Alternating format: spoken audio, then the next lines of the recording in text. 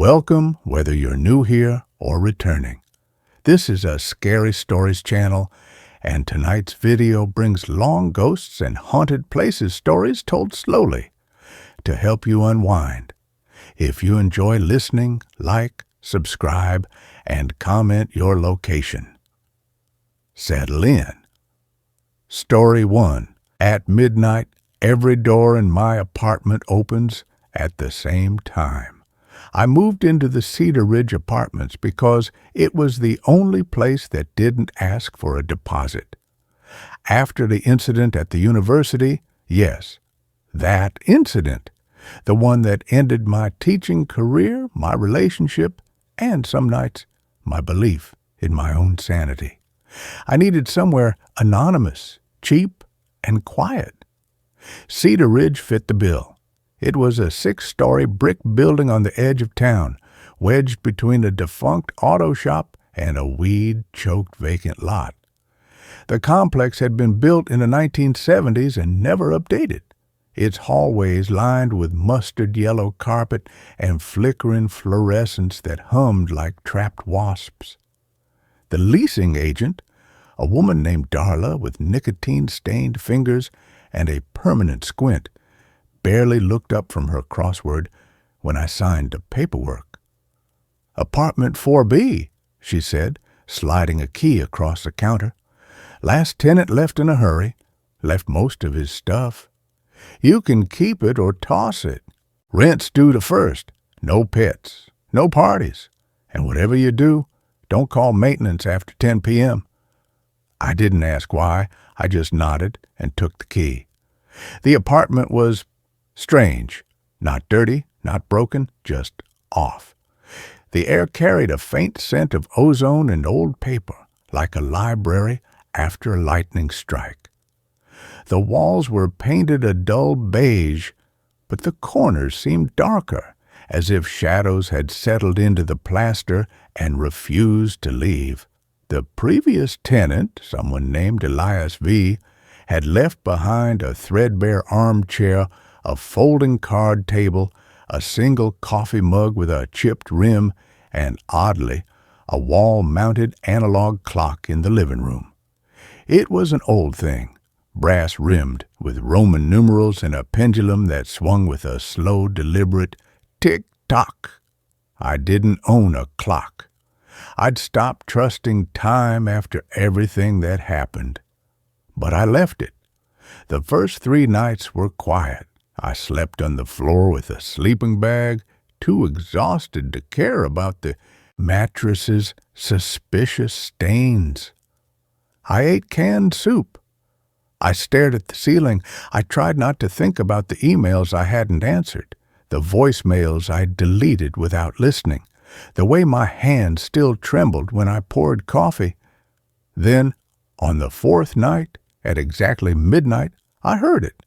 A soft, synchronized click, then another, like a dozen tiny latches releasing at once. I sat up, heart hammering. Silence. I waited. Nothing. I told myself it was the building settling, old pipes, rats in the walls. But the next night, I stayed awake. I sat in the armchair, laptop open to a blank document I pretended to write in, eyes fixed on the clock. 11:58 p.m. The apartment was still. Outside, the wind rustled through the dead oaks. A car passed on the distant road, headlights sweeping across the ceiling like a lighthouse beam. 11:59. I held my breath. Midnight. Click, click, click, click.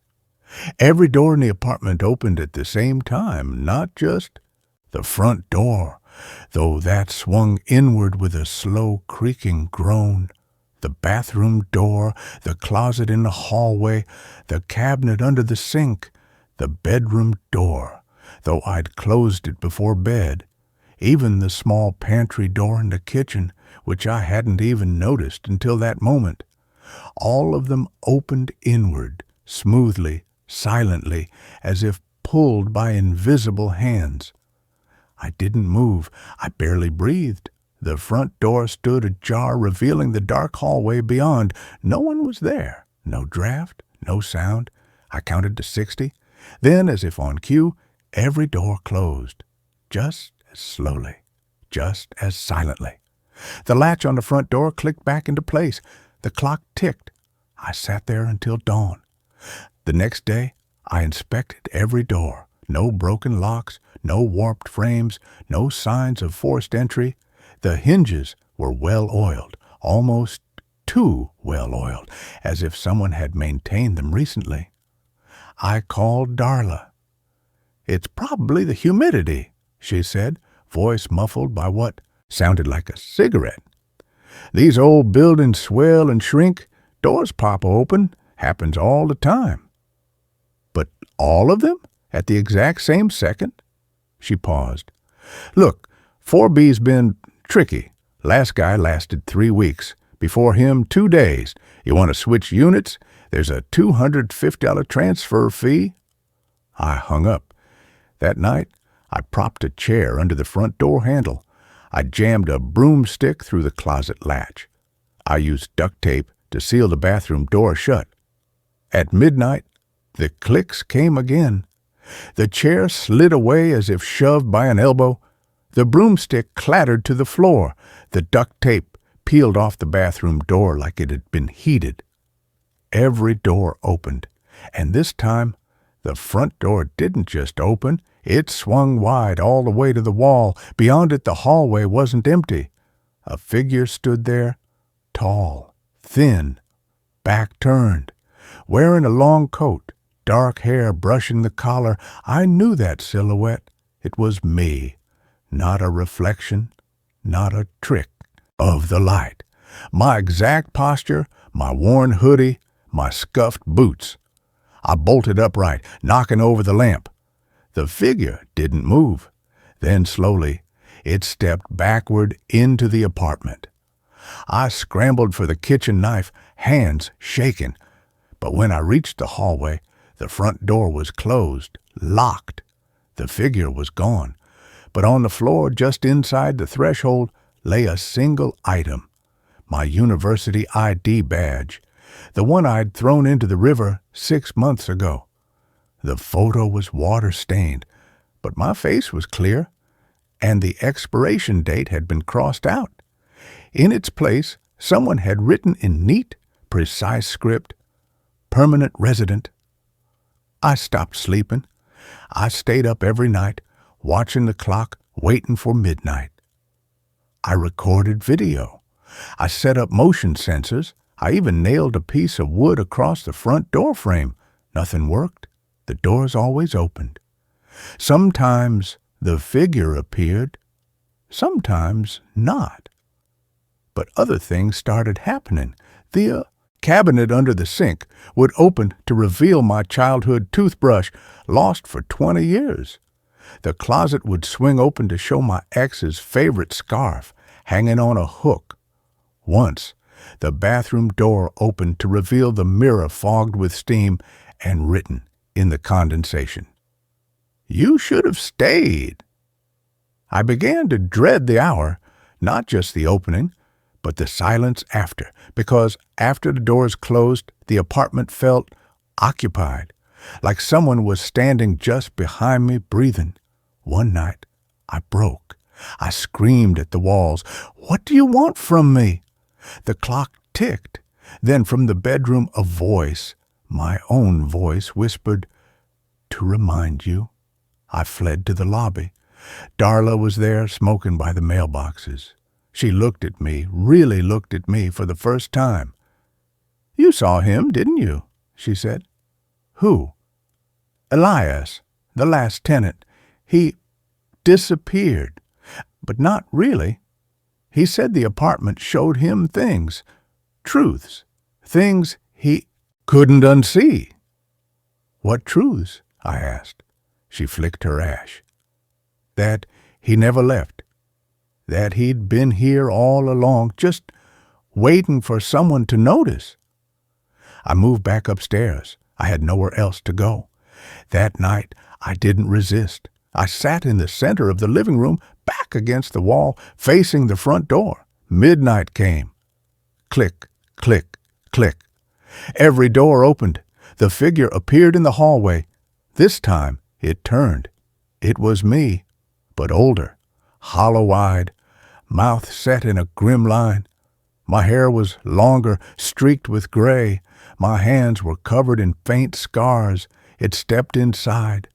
Behind it, the hallway stretched farther than it should, endless, lined with identical doors, each opening one by one into darkness. The figure stopped a few feet away. "You've been running," it said, my voice but worn thin, like tape played too many times. "But you can't run from a place that's already inside you." "What is this?" I whispered. "This is where you belong," it said, "where everyone like us ends up, the ones who broke, the ones who left, the ones who pretend they're okay." It pointed to the bedroom. I turned. The bedroom door was open. Inside, the bed was made. On the pillow, a framed photo of me and my ex, smiling on a beach. But in the photo, she was holding a hand that wasn't mine. The figure stepped closer. "The doors don't open to let something in," it said. "They open to let you out." Out of what? Out of denial. I looked around. The apartment was changing. The walls were thinner, the ceiling lower, the air heavier. And through every open doorway I could see versions of myself, sitting at the desk, crying in the shower, pacing the kitchen, staring out the window. All of them looked at me. All of them whispered, "Stay." I realized then I wasn't the tenant. I was the haunting. The apartment didn't have a ghost. It created one, slowly, patiently, by showing you every version of yourself you'd tried to bury. And once it had you, it never let go. I stood up, walked to the front door. The hallway stretched into infinity. I stepped through. Behind me, the door closed. But in apartment 4B, the clock still ticks. And every night at midnight, the doors open, because someone new always shows up, broken, empty, looking for a place to disappear. And the apartment is always waiting, always hungry, always ready to show you who you really are. I don't sleep anymore. I stand in the hallway, watching, waiting, because soon another door will open, and I'll be there to welcome them home. With that, the story is over. Let's move to the next story. The ghost in my basement won't stop rearranging my furniture. I bought the house on Holloway Street because it was the only place I could afford after the divorce. Not that afford is the right word, more like it was the only property the bank would let me assume after my credit collapsed, my savings evaporated, and my ex walked out with everything except the dented Honda and a box of my grandfather's old tools. The realtor called it a fixer-upper with character. What she meant was it was falling apart, smelled faintly of mildew and regret, and had been on the market for 18 months because no one in their right mind would touch it. But I wasn't in my right mind. I was numb, hollowed out, the kind of exhausted that makes even breathing feel like a chore. So when I saw the listing, 3 bedrooms, detached garage, full basement, $129,000, I didn't ask why I was so cheap. I didn't tour the neighborhood. I didn't run a background check on the house's history. I just signed the papers, handed over the cashier's check from the last of my emergency fund, and moved in with 2 suitcases and a bottle of cheap bourbon. The first week was quiet, too quiet. No birds in the yard, no wind in the trees. Even the refrigerator hummed at a lower pitch than normal, like it was trying not to disturb something. The house sat at the end of a dead-end street, surrounded by overgrown oaks whose branches scraped the roof at night like skeletal fingers testing the shingles. The backyard sloped down into a ravine, choked with brambles, and beyond that, nothing, just woods, miles of them. I set up my bedroom on the first floor, didn't even go upstairs. The basement door, tucked under the stairs in the kitchen, stayed shut. It was an old-fashioned hatch with a rusted iron latch and a faded warning painted in flaking red letters. Keep closed. Draft risk. I assumed it was a relic from the 1940s when the house was built. Maybe the previous owners were paranoid about cold air. Or maybe they just didn't want kids wandering down there. I didn't plan to open it. But on the 8th night, I came home from my new job, stocking shelves at a hardware store, to find my living room rearranged. Not someone broke in and trashed the place rearranged. Deliberately rearranged. My thrift store armchair, which I placed facing the window so I could watch the sunset, was now angled toward the basement door. The coffee table had been shifted 6 inches to the left. The rug, crooked before, was now perfectly aligned with the floorboards. Even the lamp on the side table had been rotated so its neck pointed downward, casting a narrow pool of light directly onto the hatch. I stood in the doorway, my grocery bag dangling from my hand, heart pounding. I live alone. I locked the doors. I didn't touch anything. I checked the windows, all latched, the back door, dead bolted. Nothing was missing, nothing broken, just moved. I told myself it was muscle memory, sleepwalking, stress-induced disorientation. I'd been drinking more than usual. Maybe I'd done it myself and forgotten. But the next morning, I found my kitchen chairs pushed neatly under the table, something I never do.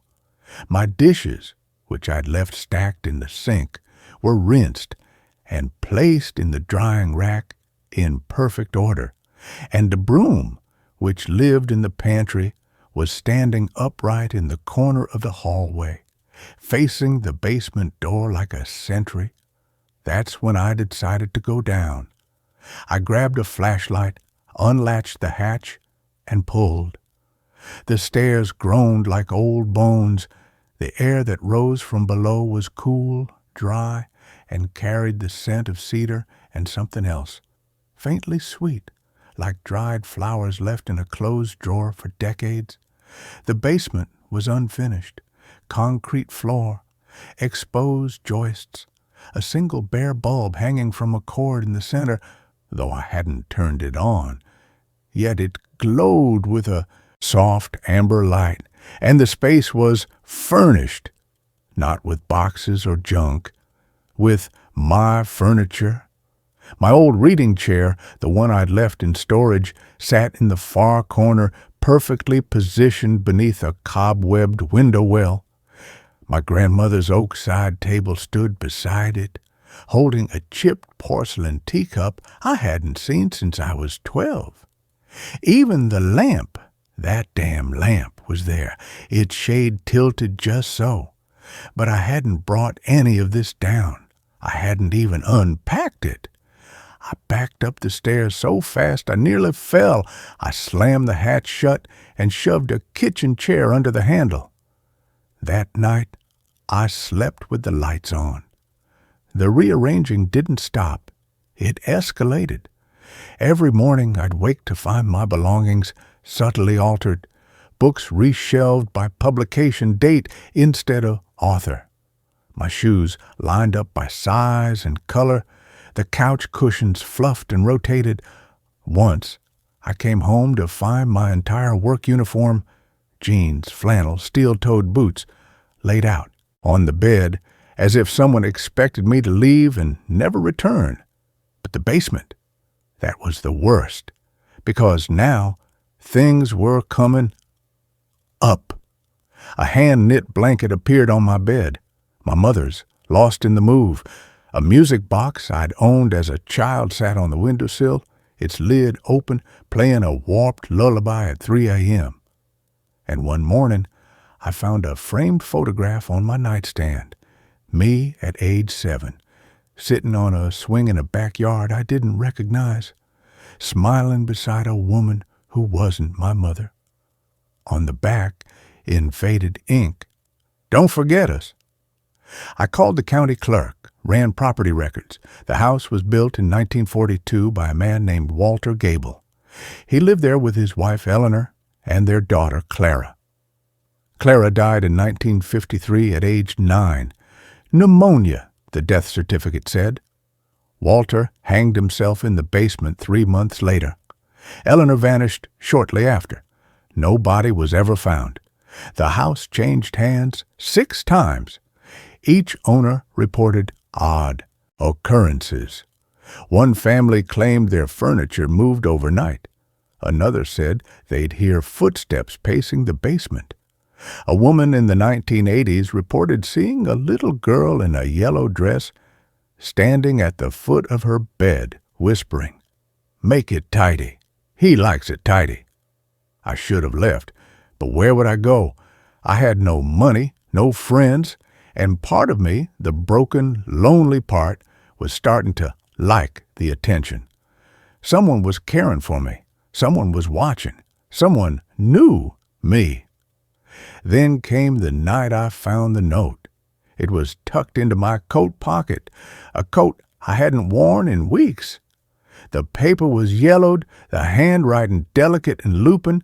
"You're not sleeping well. The bed's too hard. I'll fix it tomorrow." I didn't touch the mattress the next day, but when I came home from work, the bed was made with fresh sheets, cotton, soft, smelling of lavender. The pillows were plumped, the duvet folded at the foot, and on the nightstand, a glass of water and 2 aspirin. I sat on the edge of the bed and cried for the first time since the divorce. Because it was kind, because it was familiar, because for the first time in years I didn't feel alone. That night I left the basement door open, just a crack. I sat in the living room with the lights off, listening. At 11:37 p.m. I heard it, a soft creak from below, then the scrape of wood on concrete, then silence. I crept to the top of the stairs and peered down. The basement light was on, and there she was, a woman in a faded floral dress, her back to me, kneeling beside the armchair. She was smoothing the fabric, tucking a loose thread back into the seam. Her hair was silver, pulled into a loose bun. She moved with quiet precision, like someone who'd spent a lifetime caring for things that couldn't care back. "Eleanor?" I whispered. She froze. Slowly she turned.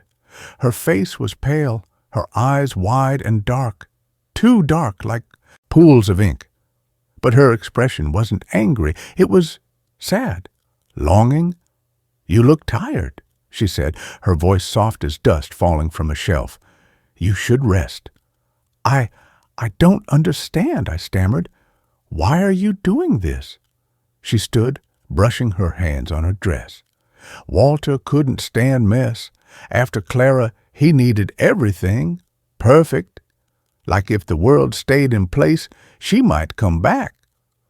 She looked around the basement, my furniture arranged in a perfect circle, as if waiting for a seance. "I stayed to keep it that way," she said, "for him, for her, and now for you." "Why me?" She smiled faintly. "Because you don't take care of yourself. Because you leave your shoes in the hall and your coffee cups on the sill and your heart in a box under the bed. Because you need someone to tidy your life." I didn't run. I walked down the stairs. She didn't vanish, didn't recoil. She just watched me, eyes glistening. "I'm not staying forever," I said. "I know," she replied, "but while you're here, Let me help. And I did. Over the next weeks, I stopped fighting it. I'd come home to find my laundry folded, my mail sorted, my keys hanging on the hook by the door. My plants were watered. My coffee was ground and ready in the filter, and every night the basement light would glow softly, and I'd hear the quiet sounds of someone arranging, cleaning, caring. I started leaving notes. Thank you for the soup. The blanket helped. I slept well. You didn't have to fix the faucet, but I appreciate it. She never wrote back, but the next morning the notes would be gone, and something new would appear. A book I'd mentioned wanting to read, a packet of seeds for the garden, a framed photo of me smiling that I didn't remember taking. I was happier than I'd been in years. But then one night, I woke to the sound of weeping, not angry, not scared, just deep, aching sorrow. It came from the basement. I went down without hesitation. Eleanor was sitting in the armchair, clutching a child's dress to her chest, yellow with tiny white flowers. Her shoulders shook with silent sobs. I miss her, she whispered, not looking up. Every day, every hour. I tidy the world, but I can't tidy the hole she left. I sat on the floor beside her. I know, I said. I lost someone too. She finally looked at me. You can leave, you know. Walk out that door and never come back. You're not like Walter. You don't have to stay. I don't want to leave, I said, and I meant it. But the next morning, everything changed. The furniture upstairs was gone, not stolen, not moved. Vanished. The living room was empty, except for the bare floorboards. The kitchen, no table, no chairs. My bed, stripped to the mattress. Even the curtains were gone. I ran to the basement. It was full. Every piece of furniture I owned was down there, arranged in a tight spiral around the center of the room. The chairs faced inward. The lamps cast long, overlapping shadows. And in the middle, on a small stool, sat the yellow dress. A note lay on top. He's coming back tonight. He doesn't like mess. You have to choose, stay and be tidy, or leave and be free. I realized then what she'd been protecting me from. Not the ghost, herself. Walter wasn't the only one who couldn't let go. Eleanor had been trapping souls here for decades, anyone broken, anyone lonely, turning them into permanent residents of her curated afterlife. A perfect, silent world where nothing was out of place and nothing ever changed. I ran upstairs, packed what little I had left, clothes, laptop, my grandfather's tools. I was at the front door when the clock struck midnight. Behind me, every door in the house slammed shut. The lights went out. From the basement, I heard footsteps, slow, heavy, male, and a woman's voice pleading, "Please, not him, take me instead." I turned the knob. It wouldn't budge. The windows fogged over. In the glass, a reflection appeared, not mine. A man in a worn suit, rope burns around his neck, eyes hollow. He pointed to the basement. "Come down," a voice whispered, not from the stairs, but from inside my own skull. "Stay. Be tidy. Be still." I looked at the door, then at the basement, and I made my choice. I walked down the stairs, not because I wanted to stay, but because I couldn't leave her alone with him. Now I live in the basement. Eleanor and I rearrange the furniture every night. We wait for the next broken soul to stumble through the door. And when they do, we make it tidy. Because that's what we do. That's who we are. And the house is always hungry for someone to care for. That brings this story to a close. Let's carry on to the next one. Something keeps rocking the chair beside my bed and whispering my name. At first, I thought it was the house. Old houses settle, floorboards sigh, foundations shift, pipes knock. I knew that. I'd grown up in a drafty Victorian where the radiators sang opera at midnight and the attic stairs groaned like a dying man climbing to his own funeral. So when I moved into the cottage on Sycamore Ridge, rent, $700 a month, utilities included. Charming, rustic, needs minor TLC. I expected quirks, creaks, drafts that smelled of damp earth and distant rain. I did not expect the chair. It was already there when I arrived, not part of the listing, not mentioned in the brief, almost reluctant tour given by the landlord, Mrs. Gable. A woman in her late 70s, with silver hair pinned in a tight coil and eyes that darted away whenever I asked questions about the previous tenant. She handed me the key, said, "Just keep the garden trimmed, and don't mind the chair." Then, hurried back to her car like the cottage might bite her. The chair sat in the corner of the bedroom opposite the bed. A rocking chair, not antique, not valuable, just there. A simple, straight-backed wooden rocker, stained a deep walnut, the runners worn smooth from years, decades of motion. The seat was padded with faded burgundy fabric slightly frayed at the edges. On the arms, faint indentations. The ghostly impression of elbows. It looked comfortable, lived in, like someone had just gotten up. I didn't move it. Why would I? It wasn't in the way. And honestly, after hauling my meager belongings, a mattress, a duffel, a box of books, my laptop, and the framed photo of my sister Mara, I was too exhausted to rearrange furniture. I pushed my suitcase under the bed, hung 2 shirts in the closet, plugged in my phone, and collapsed onto the mattress. The first night was quiet. Too quiet.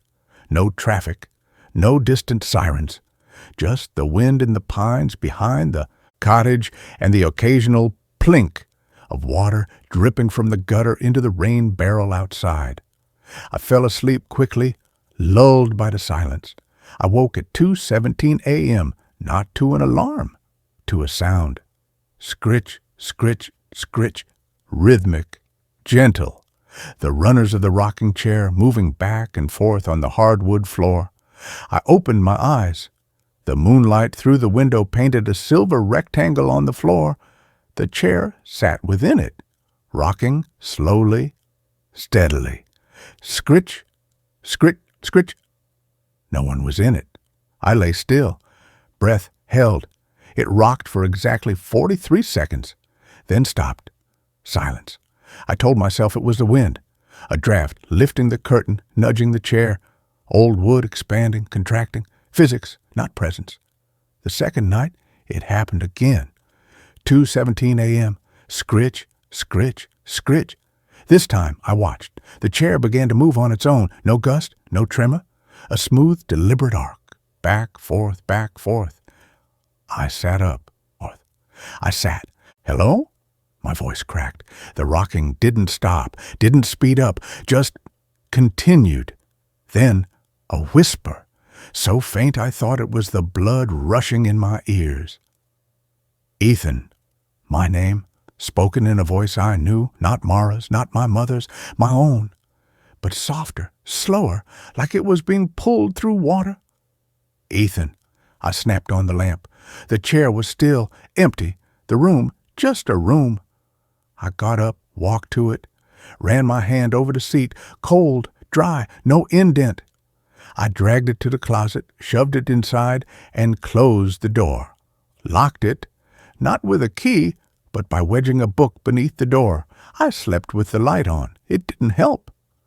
At 2:17 a.m., the scrit, scritch, scritch began again, not from the closet, from inside the closet, muffled but unmistakable. Then the whisper, louder, closer. "Ethan, let me out." I didn't move, didn't breathe. The rocking grew more urgent. Scritch, scritch, scritch. The closet door rattled. The book slid an inch. I threw on jeans, grabbed my keys, and drove to the 24-hour diner 10 miles away. I didn't go back until noon. The closet door was open. The chair sat in its original spot, as if it had never moved. The third night, I set up my phone, propped it on the dresser, facing the chair, recorded video, audio on, went to sleep. At 2:17 a.m., the rocking began. The video captured it all. The chair still. Then movement, a slow, smooth tilt backward, then forward. Scritch, a pause. Then my name, not a whisper this time. Clear, soft. Ethan. My voice, but not me. Sadder, tired. The chair rocked faster. Scritch, scritch, scritch, scritch. Then the camera glitched. Not static, not distortion, a frame skip. One moment, empty chair, rocking. Next moment, the chair was stopped, and the seat, indented, deeply, like someone heavy had just stood up. The audio continued, a breath. Then, "You remember?" I watched the video 3 times, deleted it. That afternoon, I drove to the county records office. The cottage was built in 1948, owned by one family, the Haskells, until 1993. Then sold to a holding company, then to Mrs. Gable in 2001. No deaths reported on the property, no incidents. But in the Sycamore Gazette, January 1992, local man missing after night hike. Ethan Haskell, 28, failed to return from an evening walk on Ridge Trail Tuesday night. Search teams combed the woods for 3 days but found no trace. Haskell, a recluse since the death of his younger sister, Mara, in a car accident 2 years prior, was described by neighbors as withdrawn and haunted. His cottage remains undisturbed. Authorities suspect foul play, but no evidence has been found. Ethan Haskell. My name. Same spelling, same age, 28. Mara, my sister, car accident 2 years ago. I stared at the microfiche. My hands shook. Looked up Ethan Haskell. No social media, no obituaries, just a single line in a digitized police report. Case closed, presumed deceased. Personal effects retained by next of kin. Agnes Haskell, mother, deceased, 1995. I drove back to the cottage, stood in the doorway, looked at the chair. It wasn't a chair, it was his chair, mine. The 4th night, I didn't resist. I sat on the bed, waited. 2:00 a.m. Scritch, scritch. The chair began to rock. I didn't turn on the light, didn't speak, just watched. The moonlight caught the runners, gleaming faintly. Then the whisper. Ethan. Closer. From the chair, I stood, walked to it, sat down. The wood was cold, the padding firm. I leaned back. The chair rocked, not by itself. With me. I closed my eyes, and I remembered. Not a dream, a return. The night Mara died, rain slicked roads, my hands on the wheel, her laughter, bright, sudden, cut off by the screech of tires, the crunch of metal, the shatter of glass, the silence after, the hospital, the doctor's voice. She didn't suffer. Lies, they all lie. I walked out, drove home, sat in this chair, rocked for hours, for days, until the world outside blurred, until my name sounded foreign in my own head, until I whispered it to the walls, just to hear it spoken. Ethan. And one night, I stood up, walked out the back door, into the woods, Ridge Trail, the drop-off near Hemlock Gorge, the wind, the edge, the last thing I felt The chair still rocking in the empty cottage as if waiting for me to come back. But I didn't. I fell, or jumped, or let go. The report said no trace, because there was none. The body was never found, but the chair remained, holding the shape of me, holding the grief, holding the name. The chair slowed, stopped. I opened my eyes. The room was the same, but I was different, lighter, clearer.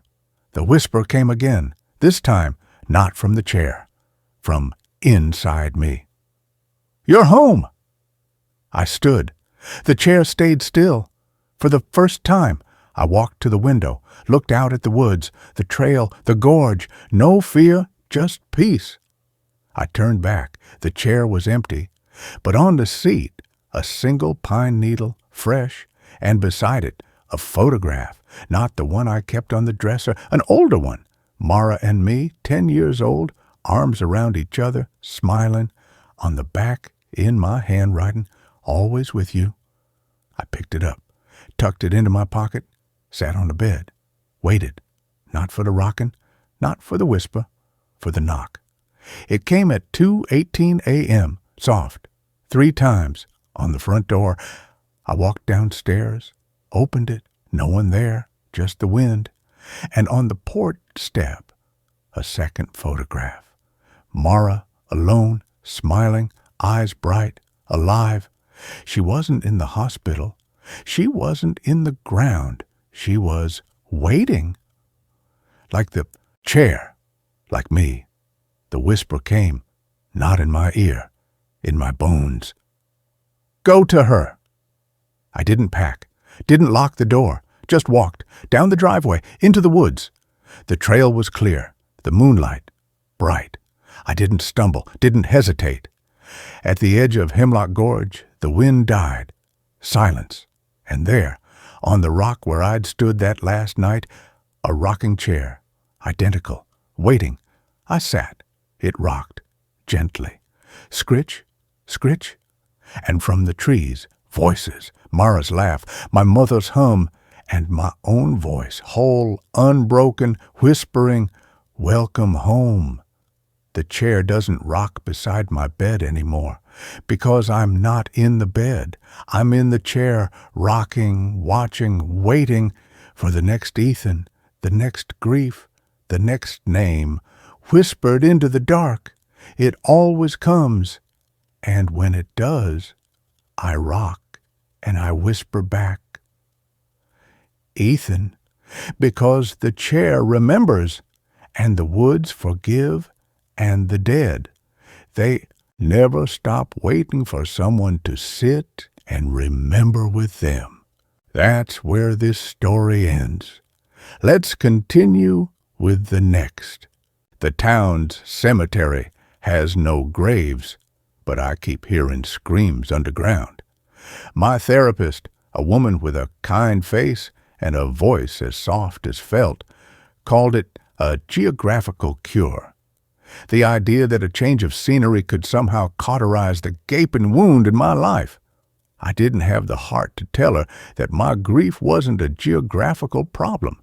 It was a parasitic entity that had taken up residence behind my eyes, and it would pack a bag and come with me wherever I went.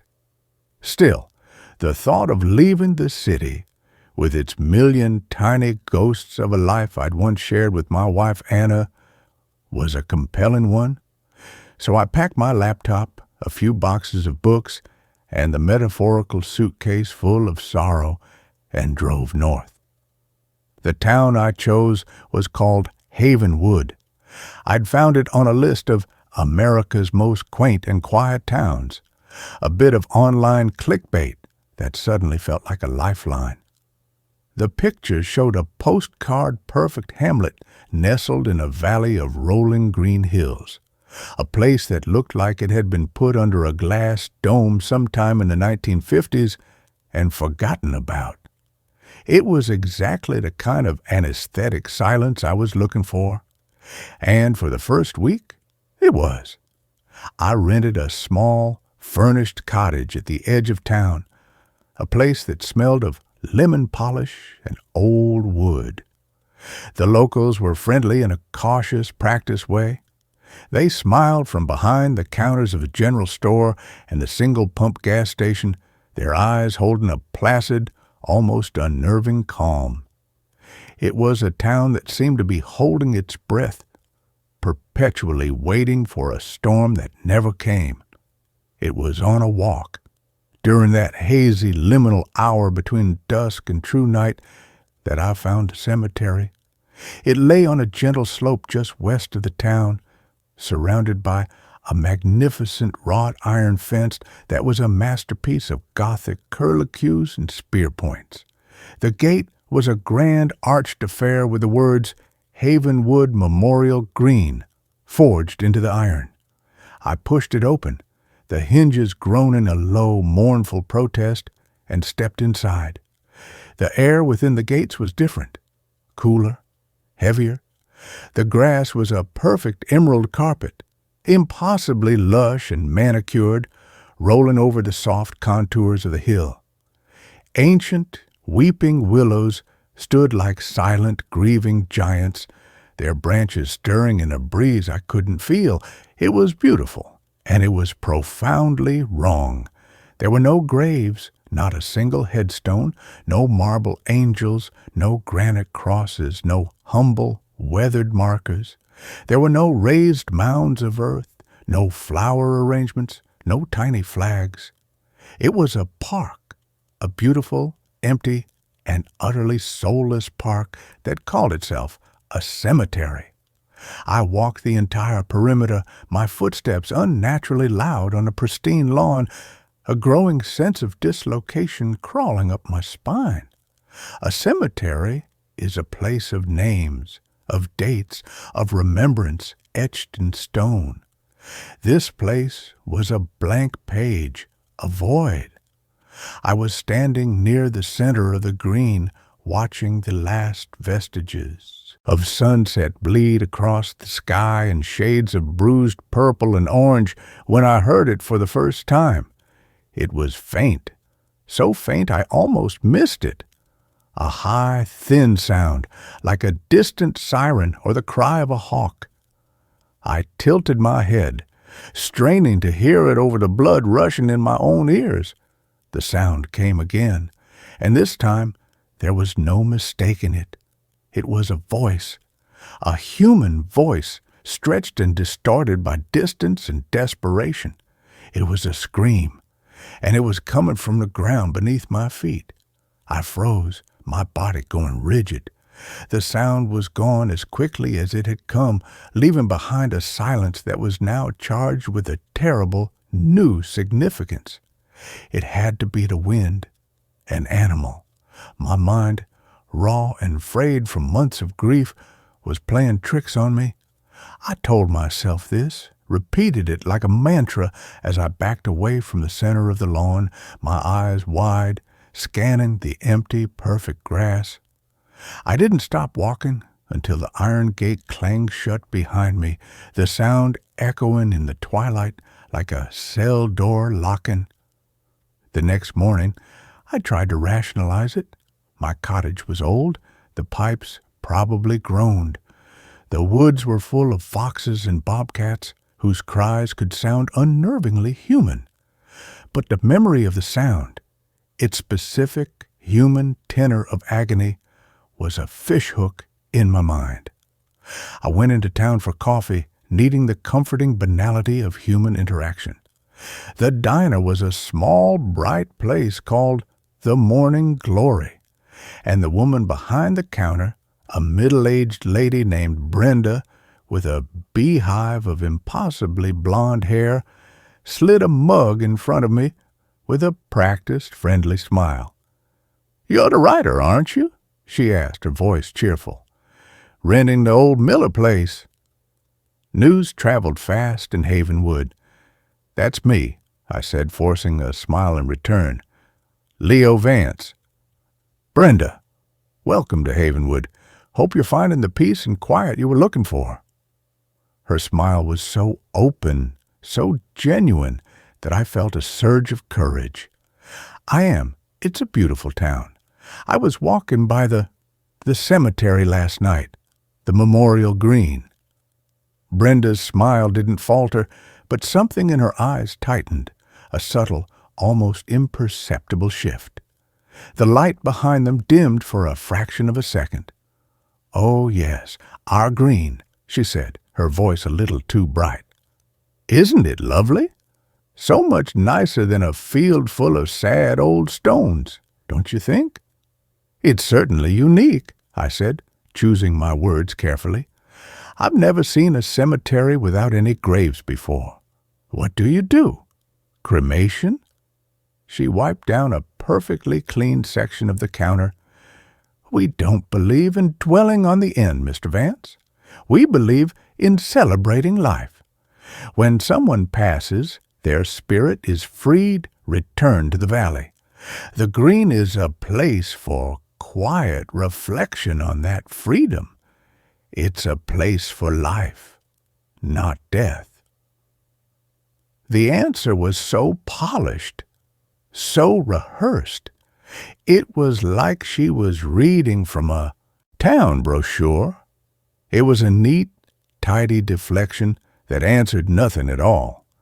I wanted to press, to ask her if she'd ever heard strange noises there, but the look in her eyes, a sudden hard glint of warning behind the friendly facade, stopped me.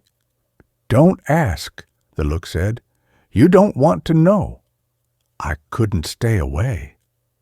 The memorial green drew me back that evening, a moth to a flame I knew would burn me.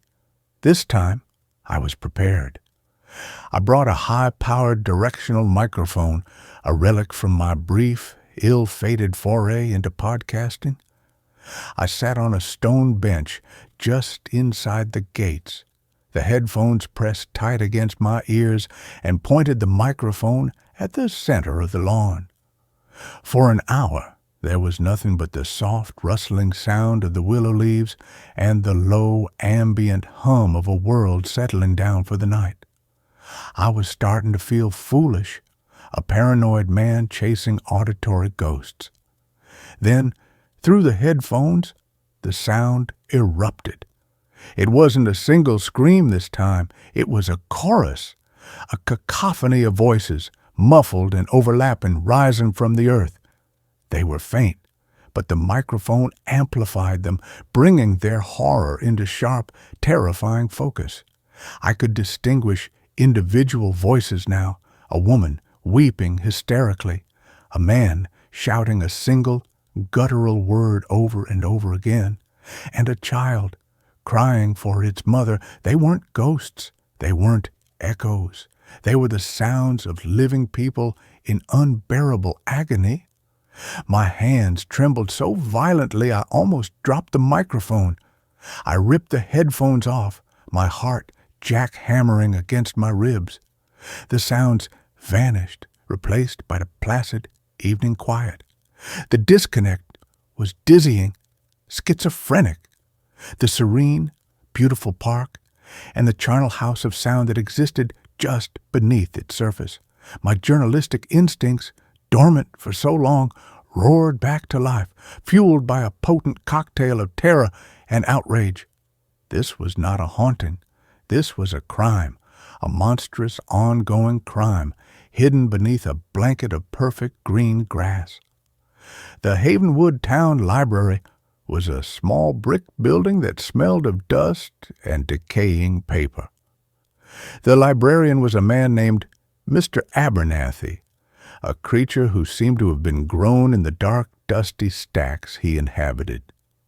He was impossibly old and thin, with skin like parchment stretched over a bird skull, and he watched me with watery, faded blue eyes as I browsed the meager local history section.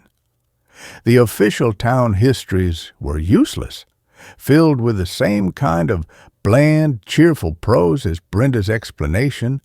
They spoke of founding fathers, harvest festivals, and a strong, resilient community.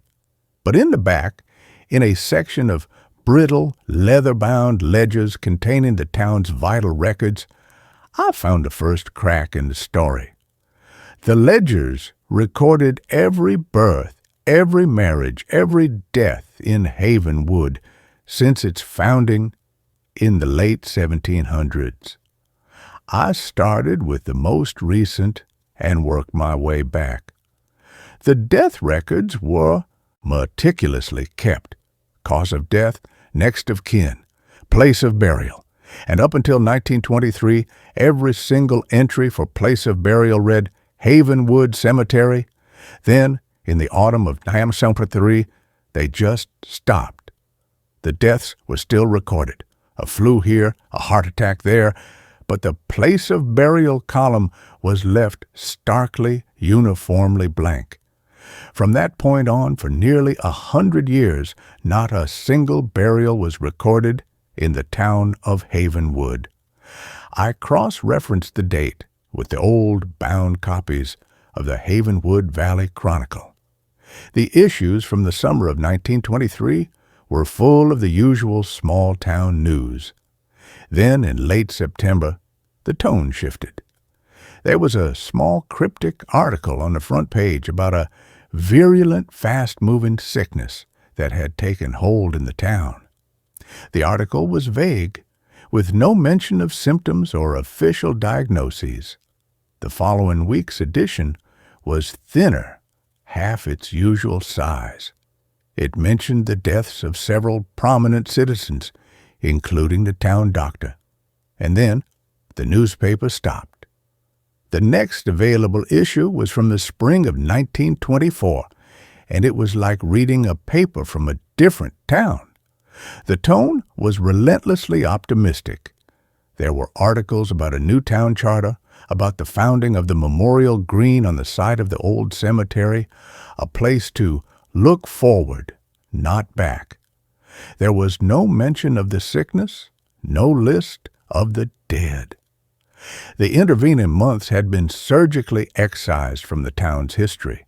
The name that kept appearing in the pre-1923 records was Blackwood. The Blackwood family had founded Havenwood. They had owned the iron mine that had been the town's lifeblood for a century. I found a photograph of the family from around 1920.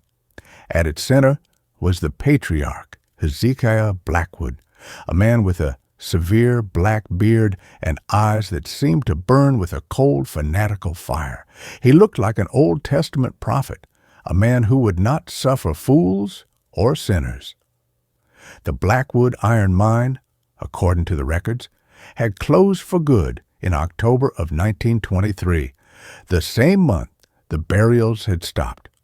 As my investigation deepened, the town's subtle hostility began to coalesce around me. The friendly smiles became fixed and glassy. Conversations would stop when I entered a general store. I'd feel their eyes on my back as I walked down the street. The quiet of the town was no longer peaceful. It was watchful. The phenomena in my cottage began. It started with small things. A book I'd left on the table would be on the floor. The faucet in the bathroom would be dripping, even though I knew I'd turned it off tightly. Then came the whispers, faint, sibilant sounds from the corners of the rooms, just on the edge of my hearing.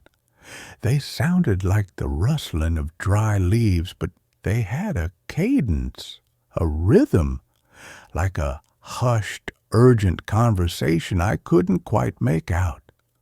One night, I woke up from a nightmare I couldn't remember, my body drenched in a cold sweat. The room was freezing. I could see my breath in the moonlight slanting through the window, and in the corner of the room there was a patch of darkness that was blacker than the surrounding shadows. It seemed to pulse, to breathe. As I watched, paralyzed with a primal, pre-verbal terror, a single, pale, skeletal hand emerged from the darkness, reaching towards me, its fingers twitching. I cried out and threw myself back against the headboard, and the darkness and the hand vanished. I was being warned. The message was clear. Stop digging. But I couldn't. The thought of those voices of that child crying for its mother made it impossible to stop. I found an old hand-drawn geological survey map of the valley in the library archives, a map that Mr. Abernathy had seemed reluctant to show me. It confirmed my growing, horrifying suspicion. The Blackwood iron mine was a sprawling network of tunnels, and they ran directly and extensively beneath the perfect green lawn of the Memorial Green. It was a man the locals called Old Man Hemlock who gave me the final, jagged piece of the puzzle. He was a recluse who lived in a shack deep in the woods, a man the town treated as a harmless eccentric. I found him sitting on his porch, carving a piece of wood with a gnarled, steady hand. His eyes, when he looked up at me, were surprisingly clear and sane. "You're the fella asking questions," he said. It wasn't a question. "I am," I said, my heart pounding. "Some holes are best left unfilled," he said, his voice a low, gravelly rasp. He spat a stream of tobacco juice into the dirt. "You hear 'em, don't you? The hungry ones?" "What are they?" I whispered. "What happened here?" He looked out toward the distant green slope of the cemetery. "That ain't a sickness that took this town in 23, he said, his voice dropping even lower. "That was a reckoning. Hezekiah Blackwood, he didn't dig for iron in that hill. He was digging for something else, something older than the hills themselves.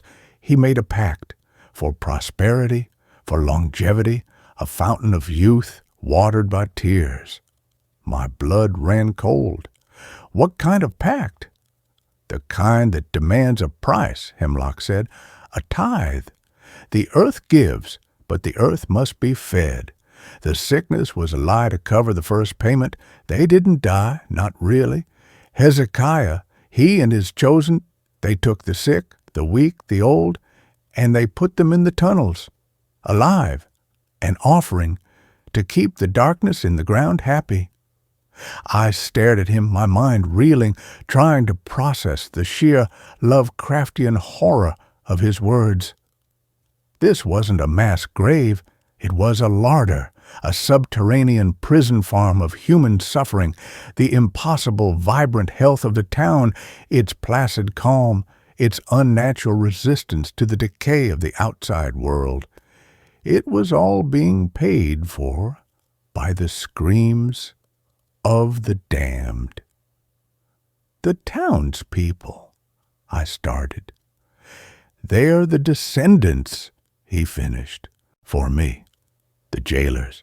They live their long, happy lives on top of a symphony of agony, every one of them, and they know the rules. The pact must be honored. The tithe must be paid." He looked me straight in the eye, his gaze sharp and piercing. "And you hear that bell in the town square? That ain't a church bell. It's rung when one of them is near the end. It's a dinner bell. Lets the hungry ones know a new resident is on the way. Keeps the cycle going." A wave of nausea washed over me. I thought of Brenda's hard, warning eyes, the watchful silence of the town. This wasn't just a secret. It was a religion. A monstrous, secret-draped religion of human sacrifice. I knew then that my time in Havenwood was running out. I was no longer just a curious outsider. I was a threat. I had uncovered the rotten foundational truth of their perfect little town, and they would not, could not, let me leave with that knowledge. My digging had disturbed a quiet order of things, and the pact, I suspected, demanded balance. The realization that I was the new tithe came with the ringing of the bell. I was in my cottage, frantically packing a bag, my hand shaking so badly I could barely zip it. The sun was setting. painting the sky in bloody, apocalyptic hues. And then it began, a low, resonant bong that echoed through the valley. It was the bell from the town square. Bong. It was a slow, deliberate tolling. It was a sound that vibrated not just in the air, but deep in the bones of the earth. Bong. It wasn't a funeral bell. It was a summons. I looked out the window. In the twilight, I could see figures emerging from the houses down the street. They moved with a slow, calm, inexorable purpose, and they were all walking in my direction. Their faces, what I could see of them, were blank, their friendly masks stripped away to reveal the grim, determined faces of executioners. I fled out the back door and into the woods. The forest, once a place of quiet solace, was now a labyrinth of grasping shadows and menacing shapes. I could hear them behind me, not crashing through the undergrowth, but moving with an unnerving, practiced silence. They knew these woods. This was their hunting ground. My only hope, my only conceivable path of escape, was to circle around a town. But as I ran, the tolling of the bell seemed to guide my pursuers, its resonant waves a form of sonar pinpointing my location. I stumbled out of the woods and onto the road, and my heart sank. I was on the western edge of town. I had run in a circle, and right in front of me, its iron gates gaping open like the maw of some great beast, was the memorial green. They were waiting for me. A semicircle of townspeople stood at the gate, their faces illuminated in the cold white light of a single bare bulb that hung over the entrance. Brenda from the diner was there, the gas station attendant, Mr. Abernathy, the librarian, looking more like a vulture than ever. They weren't holding weapons in the traditional sense. They were holding shovels, ropes, and thick canvas sacks. There was nowhere to run. They advanced on me, their movements slow and ritualistic. I was herded like a sheep to the slaughter through the gates and onto the perfect emerald grass. The bell continued its slow, hypnotic tolling, and as I was pushed towards the center of the green, the screams from below began to rise, louder and more insistent than ever before, as if in hungry, terrible anticipation. I was thrown to the ground, the air knocked from my lungs. I saw Brenda's face above me, her expression not one of malice, but of a grim, sorrowful necessity. "The pact must be honored," she said, her voice a flat, dead thing. "The valley must be fed." But as they pinned my arms and legs, a different sound cut through the air, a grating, metallic shriek. One of the men was using a heavy iron key to unlock something in the ground. A section of the perfect lawn, I now saw, was not lawn at all. It was a masterfully concealed trapdoor, a sod-covered slab of iron. As they heaved it open, a wave of cold, foul air washed over me, a charnel house stench of damp earth, decay, and profound ancient despair. It was the gateway to hell, and below, in the Stygian darkness, I could see a faint, shifting, phosphorescent glimmer, and I could hear the wet, scrabbling sounds of things moving in that final, desperate moment as they prepared to throw me into the pit. My mind, sharpened by pure terror, found an escape route. It wasn't a route for my body, but for my story, my phone. I had been recording my conversation with Old Man Hemlock, and the phone was still in my pocket, still connected to the cloud. With a final adrenaline-fueled surge, I twisted my body and managed to get a hand into my pocket. My fingers closed around the smooth, cool glass of the phone. I didn't have time to do anything else. As they lifted me, Swinging me over the open pit, I hit the live stream button on a social media app I hadn't used in years. I didn't know if I had a signal. I didn't know if it would work. It was a final, desperate message in a bottle, thrown into the digital ocean. The last thing I saw before they let me go was the screen of my phone, flickering to life, the red live icon glowing like a single, defiant drop of blood in the darkness. Then I was falling. The fall was short, a jarring impact that sent a bolt of agony through my leg. I landed on a floor of cold, damp, packed earth. The trapdoor slammed shut above me, plunging me into an absolute disorienting blackness. The bell had stopped. The air was thick, suffocating, and filled with the deafening, echoing symphony of the damned. The screams were all around me now, a physical pressure against my eardrums. My phone had survived the fall. Its screen was cracked, but the light from it cut a weak, pathetic beam into the oppressive dark. I scrambled back, pressing myself against a rough stone wall, and held the phone out like a sword. The light illuminated a scene from a madman's fever dream. I was in a wide circular chamber, the central hub of the mine, and from the dozens of tunnels that radiated outwards from the chamber, they were coming. They were no longer human. The decades, the century of being trapped in the living dark, had twisted and reshaped them. They were pale, desiccated things. Their skin stretched thin and translucent over their skeletal frames. Their hair was long and white and wispy, and their fingernails had grown into yellowed, curving talons that scraped against the stone floor. But their eyes were the worst part. They had no pupils, no irises. They were just two faintly glowing milky white orbs that stared at me with an expression of eternal, ravenous agony. They were the hungry ones, and I was the offering. They shuffled towards me, a slow, inexorable tide of living death, their mouths open in silent screams, their clawed hands reaching. My own scream was a raw, ragged tear in my throat. I was going to die here. I was going to be torn apart and consumed, and then I was going to become one of them. My own voice added to the subterranean chorus for all eternity.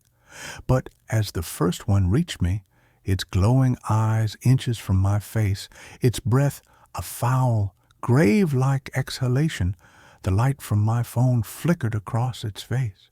It flinched. It recoiled from the light, raising a skeletal hand to shield its eyes, and let out a high-pitched, hissing shriek. The light, they were creatures of the absolute dark. The light hurt them. Hope, a wild, impossible thing, flared in my chest. I turned the phone's flashlight function on, and the beam, though weak, was like a searchlight in the Stygian gloom. I swept it across the chamber, and the advancing tide of figures fell back, hissing and shielding their faces, a writhing mass of pale limbs and glowing eyes. It bought me a moment.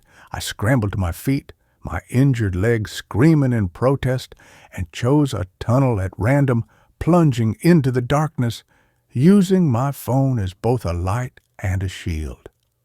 The tunnel was narrow, claustrophobic, the walls slick with a damp, foul-smelling slime. I could hear them behind me, their shuffling, scraping pursuit echoing in the confined space. I ran, stumbling, falling, my body a symphony of pain and terror. The tunnel twisted and turned, and every new corner threatened to reveal a dead end. The battery on my phone was at 7%. The light began to flicker, my shield against the encroaching dark growing weaker with every passing second. And then I saw it. Faintly, at the far end of the tunnel, a different kind of light. A small square patch of gray. Air. It was an old ventilation shaft, long forgotten, choked with weeds and roots, but it was a way out.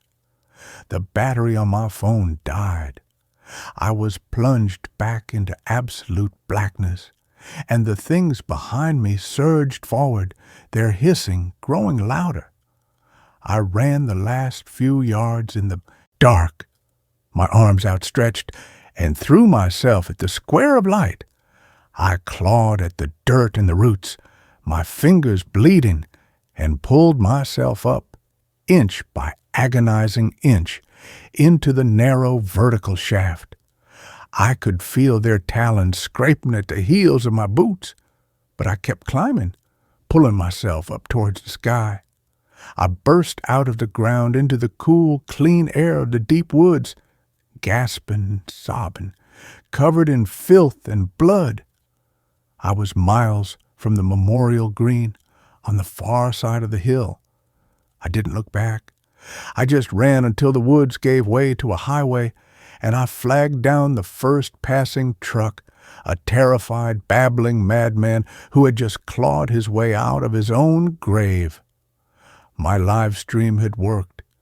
For 17 terrifying minutes, the world had watched a shaky, flickering feed of a man being thrown into a pit and then pursued by impossible creatures through a dark tunnel, his screams mingling with the screams of 100 others. The feed cut out, but it was enough. By the time the state police, spurred on by a viral video that was being called the most elaborate horror hoax ever staged, arrived in Havenwood, the town was empty. The houses were abandoned, as if the residents had simply vanished into thin air. They found a trapdoor in the memorial green. They found the tunnels. They found the bones of those who had crumbled to dust, and they found the others, the ones who still moved. The authorities have sealed the mine, and the official story is a bizarre, convoluted tale of a forgotten, isolated cult. No one wants to believe the truth. I am in a hospital now. They tell me I'm lucky to be alive. They are treating my physical wounds, but they have no cure for the wounds on my soul. My phone was recovered, its data intact. The recording of Old Man Hemlock, the live stream, the photos of the blank, perfect cemetery, I have my proof, but it has cost me my sanity. Because sometimes, late at night, in the sterile, quiet dark of my hospital room, I can still hear them. It's faint, just on the edge of my hearing, a muffled, desperate chorus. The screams have followed me, or maybe I've just finally learned to hear the sounds of all the other hidden places in the world, the places built on secrets and suffering. Maybe the whole world is a cemetery with no graves, and I am doomed to be the only one who can hear the screaming. And this story ends here. The next one begins now. The theater audience applauds even when no show is playing. I never wanted to be an usher. I wanted to be on stage, center spotlight, heart hammering, voice ringing off the proscenium arch, the kind of performance that leaves people breathless and trembling in their seats. But rent is rent, and the Marlowe Grand doesn't hire actors for unpaid internships unless they come with trust funds and headshots shot by someone whose name ends in Steen. So when the ad popped up, usher needed, immediate start, evening shifts, 18-hour tips and comp tickets. I swallowed my pride, ironed my only blazer, and showed up 15 minutes early. The Marlowe Grand wasn't just old, it was architectural theater. Built in 1913, a Beaux-Arts jewel tucked between a vape shop and a shuttered pawn shop in the city's fading theater district. Its facade was all gilded cornices, cracked marble columns, and a marquee whose bulbs flickered like a dying star field. The letters were missing, my papa, Chloe, and day. But everyone still called it by its full name, like whispering a prayer. Inside, time had pooled and thickened. The lobby smelled of beeswax, faded velvet, and something deeper, damp plaster maybe, or old wood rot masked by decades of industrial lemon-scented cleaner.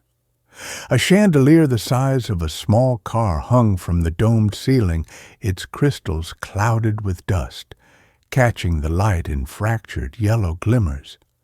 Red carpet, once plush, now threadbare and pathways worn by a century of footsteps.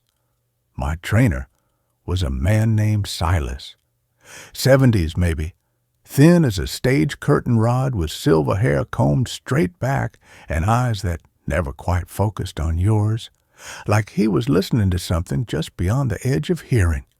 He wore a faded navy blazer with brass button-stamped MG and carried a brass flashlight like it was a scepter.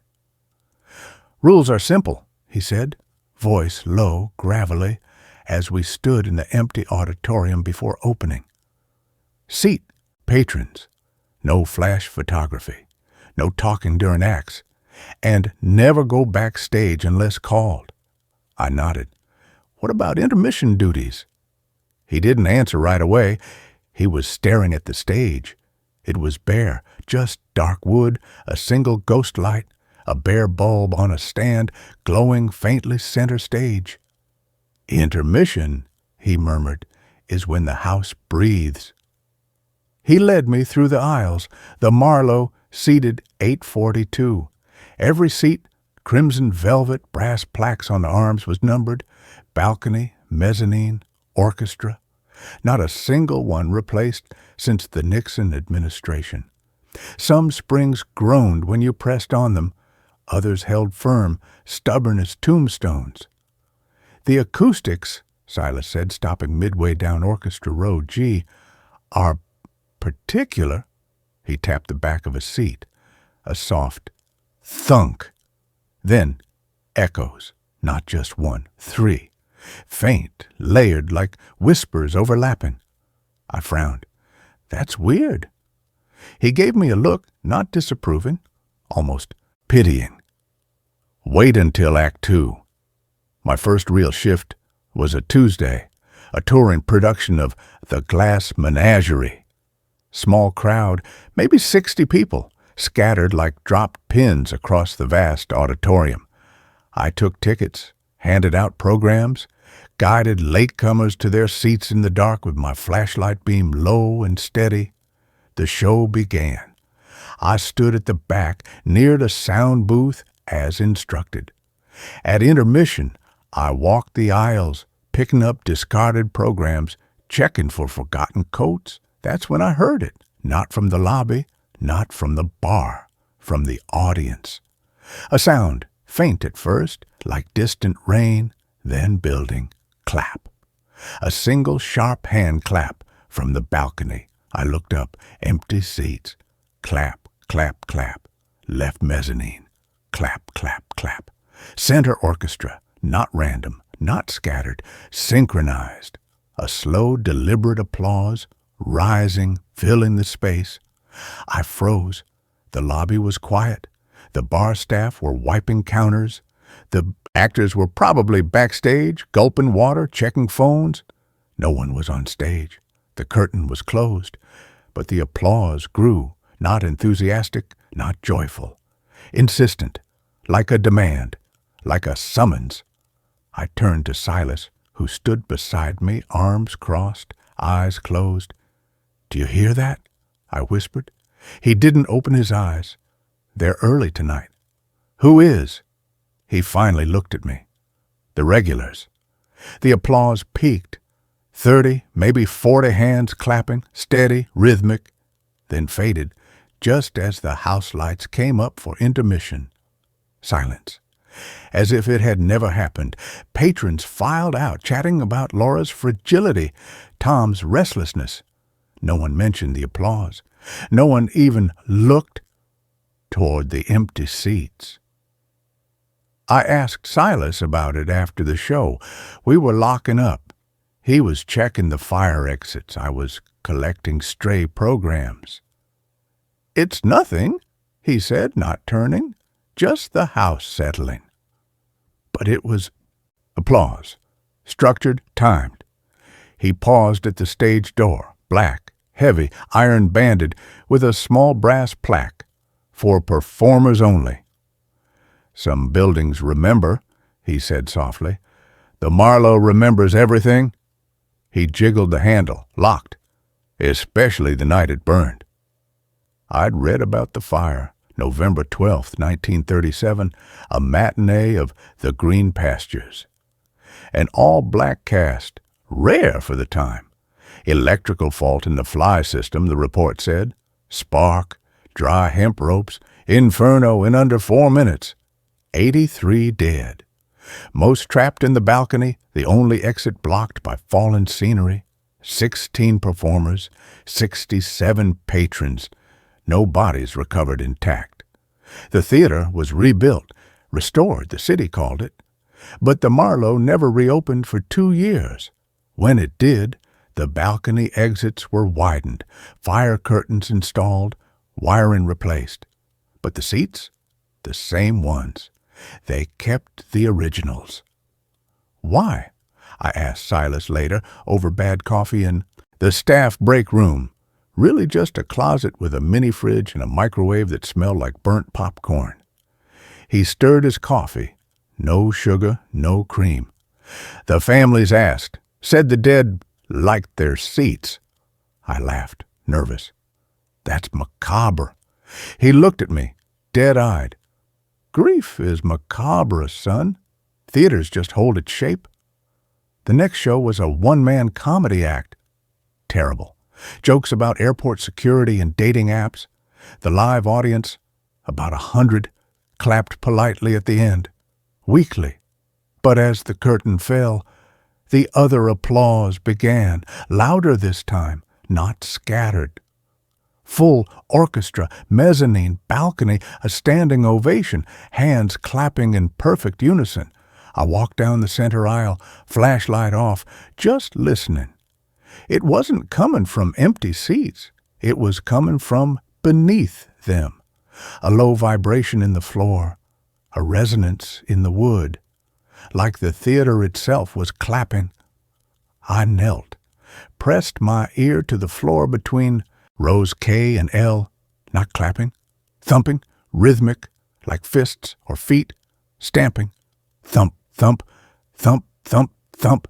Then voices, not words, humming, a single chord, low, dissonant, beneath the applause. I jerked back. Silas stood over me.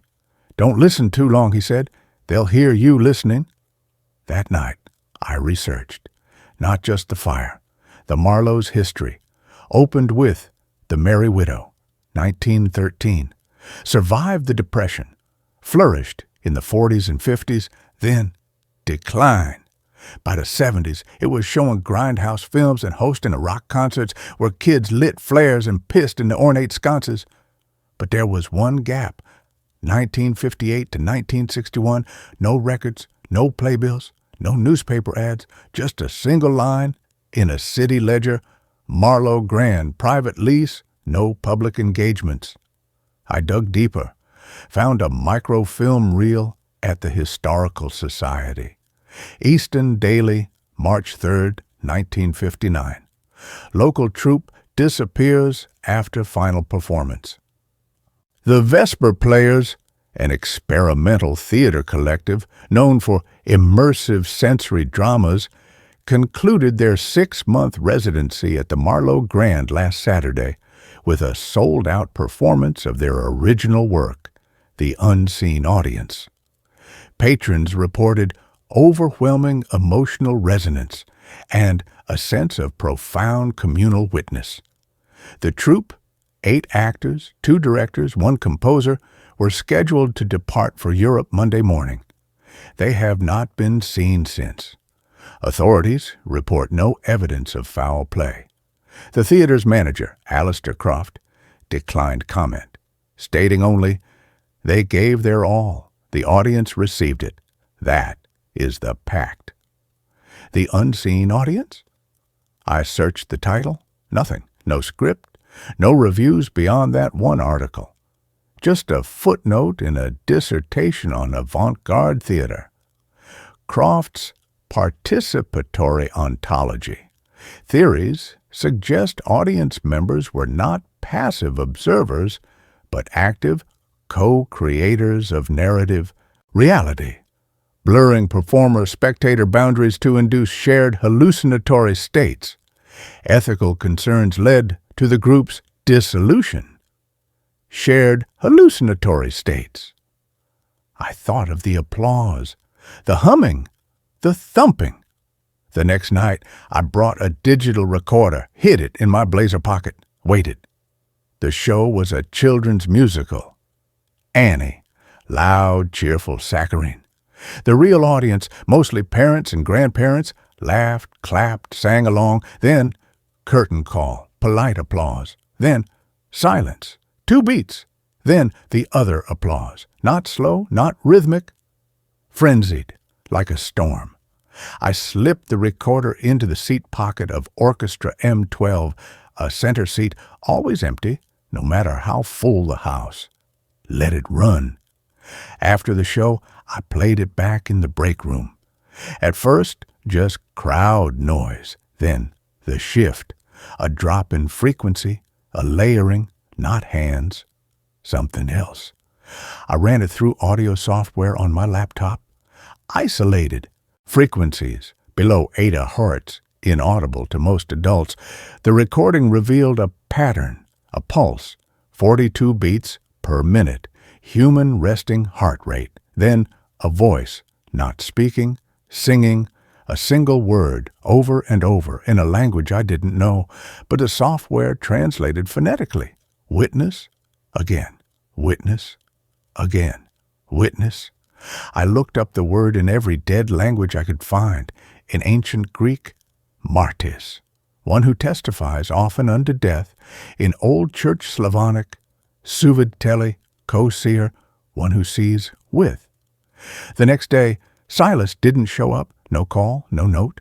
His locker was empty, except for a single item on the top shelf, a brass key engraved stage left.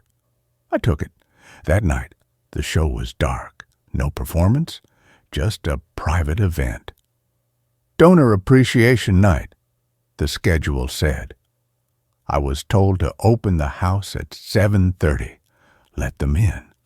Seat them. Who? I asked the manager, a harried woman named Carol, who smelled of nicotine and desperation. Just let them in, she said, avoiding my eyes. They know where to go. At 7:28, the front doors opened. Not one person, not a group, a flow. Men and women, dressed in 1930s, 1950s attire, women in cloche hats, furs draped over shoulders despite the warm night, men in fedoras, overcoats, polished shoes, no tickets, no greetings. They moved in silence, gliding past me into the auditorium. I followed. They filled the seats, not randomly, deliberately, orchestra first, then mezzanine, then balcony, every seat, 842, all occupied. Not a whisper, not a rustle, just the soft shush of velvet as they sat. I stood at the back. The house lights dimmed. The curtain remained closed. Then the applause began. Not from them, from the stage. A slow building ovation like an audience. On stage was clapping for the audience in the seats. I walked down the aisle, stopped at row G, looked up. The balcony was full, every seat, but the faces, blurred, not like bad focus, like they were unfinished. Smudges of light and shadow, eyes, too dark, mouths slightly open, no teeth, just dark. I raised my flashlight, swept the beam across the mezzanine. The light didn't reflect, it absorbed, like shining into fog. Then one figure in balcony A7 turned its head, looked directly at me, raised a hand, not to wave, to beckon. I ran to the stage door. The brass key fit. I turned it. The door opened inward. Darkness. I stepped in. The door closed behind me. No latch, just sealed. Backstage was vast. Catwalks overhead, ropes hanging like vines, flats stacked against walls, painted scenes of forests, parlors, city streets, all faded, peeling. And in the center, on the stage itself, 8 chairs, arranged in a semicircle, facing the audience, each with a nameplate. I climbed the steps, walked to the first chair. Eleanor Vance, soprano, second, Julian Hart, lead, third, Isabel Roy, mezzo, fourth, Theo McKenna, composer, fifth, Silas Wren, stage manager. I froze. Silas, my trainer, he wasn't 70, he was gone. Since 1959, I backed away, tripped over something, a trunk, old leather, straps brittle. I opened it. Inside, scripts, stacked neatly, all titled The Unseen Audience. Final draft, Performance Master. I took one, flipped it open, no dialogue, no stage directions, just a single line, repeated on every page. When the house is full and the stage is empty, the pact is fulfilled. Beneath it, in tight, spidery handwriting, the audience does not watch the show. The audience is the show. We do not perform for them. We perform with them. And when the last witness takes their seat, the performance never ends. I dropped the script, looked up. The stage lights, dark for hours, flickered on. Not the work lights. The house lights blazing. I turned. The auditorium was full, every seat, but now the faces were clear. Eleanor Vance, Julian Hart, Isabel Roy, Theo McKenna, Silas Wren, and the others, all of them, watching me, smiling, not with joy, with relief, because I was standing on stage, in the light, and the seats were waiting for me. The applause began, not from them, from the walls, from the floor, from the air itself. A roar, demanding, celebrating, welcoming. I walked to the edge of the stage, looked down at Orchestra Row G, seat 12. My seat, empty, waiting. The script said, when the house is full and the stage is empty, the pact is fulfilled. But the stage wasn't empty. Yet. I took a breath, stepped back, into the wings. Then I ran, not to the stage door, to the loading dock. The heavy metal door was bolted.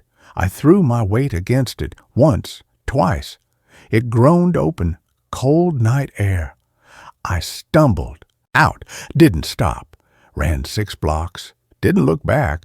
I didn't go in the next night, or the next, but on the 4th night, my phone buzzed. A text, unknown number, no message, just a photo, a seat. Orchestra G12, empty, and on the velvet, a single program. Cover, plain black, no title, just gold lettering at the bottom. Tonight's performance has already begun.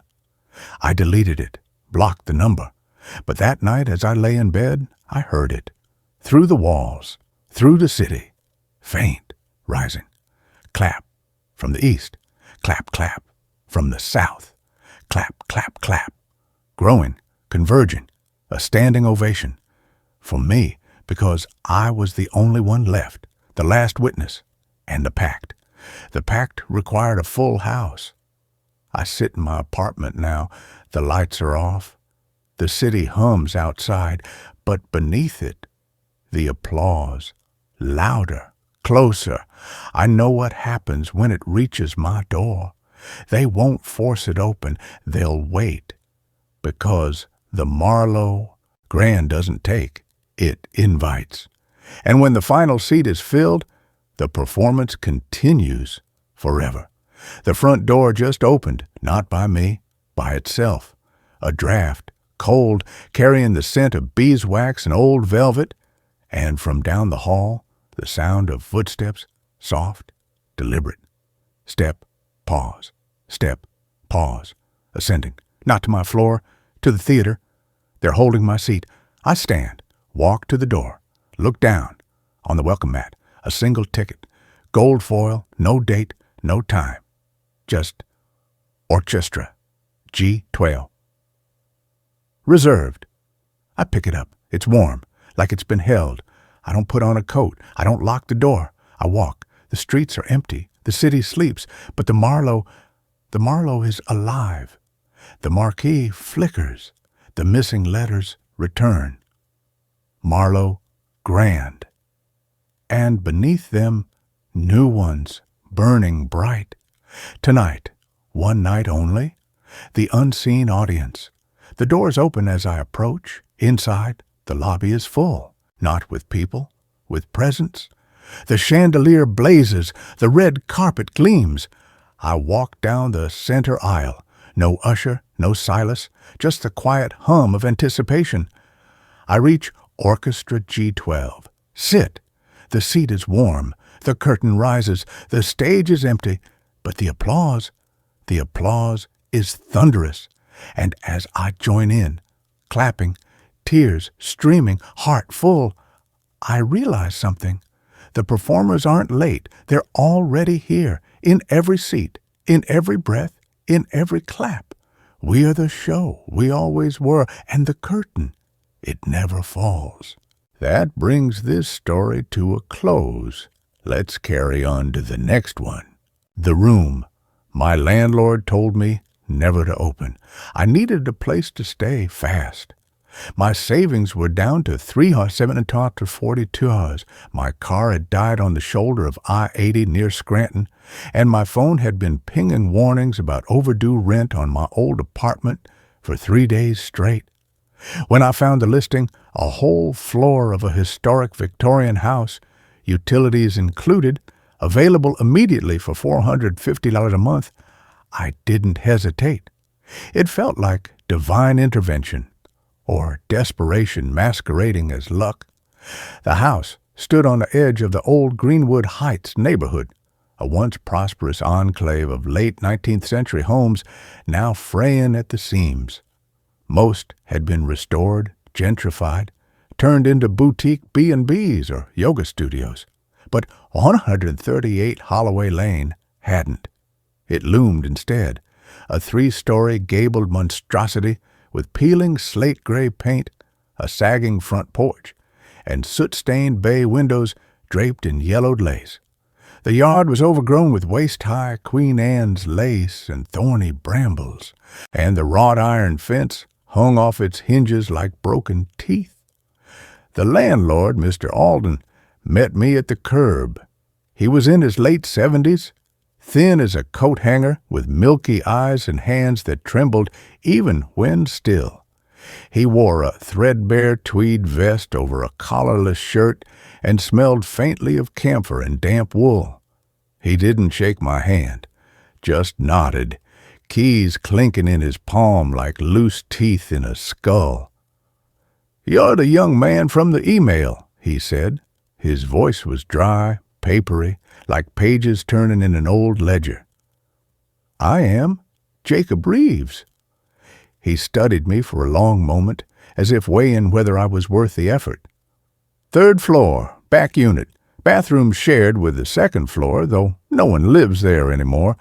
Kitchen access is the hallway sink and mini-fridge. No stove, no oven. You bring your own hot plate if you need one." I nodded, already mentally adjusting my expectations. Still, $450. I could live like a monk for 6 months, save enough to get back on my feet. He led me up the creaking front steps, the wood groaning under each footfall like it remembered every person who'd ever climbed them, and none fondly. Inside, the air was thick and still, heavy with the scent of aged wood, mildew, and something else. Something faintly sweet, like old potpourri left too long in a sealed jar. The floorboards groaned as we ascended the narrow staircase. Each step dipped slightly in the center, worn down by decades of passage. The wallpaper, once burgundy flocking, was peeling in long, curling strips, revealing patches of lath and plaster beneath. In places, dark water stains bloomed like Rorschach blots. Faces, hands, screaming mouths if you stared too long. He stopped on the third-floor landing. 3 doors. Left, bathroom. Center, your room. Right, storage, keep locked. The right-hand door was different, thicker, dark oak, not pine like the others, iron hinges black with age, and a padlock, new, gleaming, chrome, looped through a hasp screwed directly into the wooden frame. No keyhole, just the lock, a statement, not a suggestion. Mr. Alden followed my gaze, his trembling stilled for a moment. "That room," he said quietly, "you don't go in there." I blinked. "Okay. Storage, right?" "It's not storage." He turned to me, his pale eyes locking onto mine. "It's sealed. By city order, back in '79. Structural instability, they said, but I know better. You don't open it. You don't knock. You don't even lean against it. You pretend it isn't there. Understood?" The seriousness in his voice sent a prickle up my neck.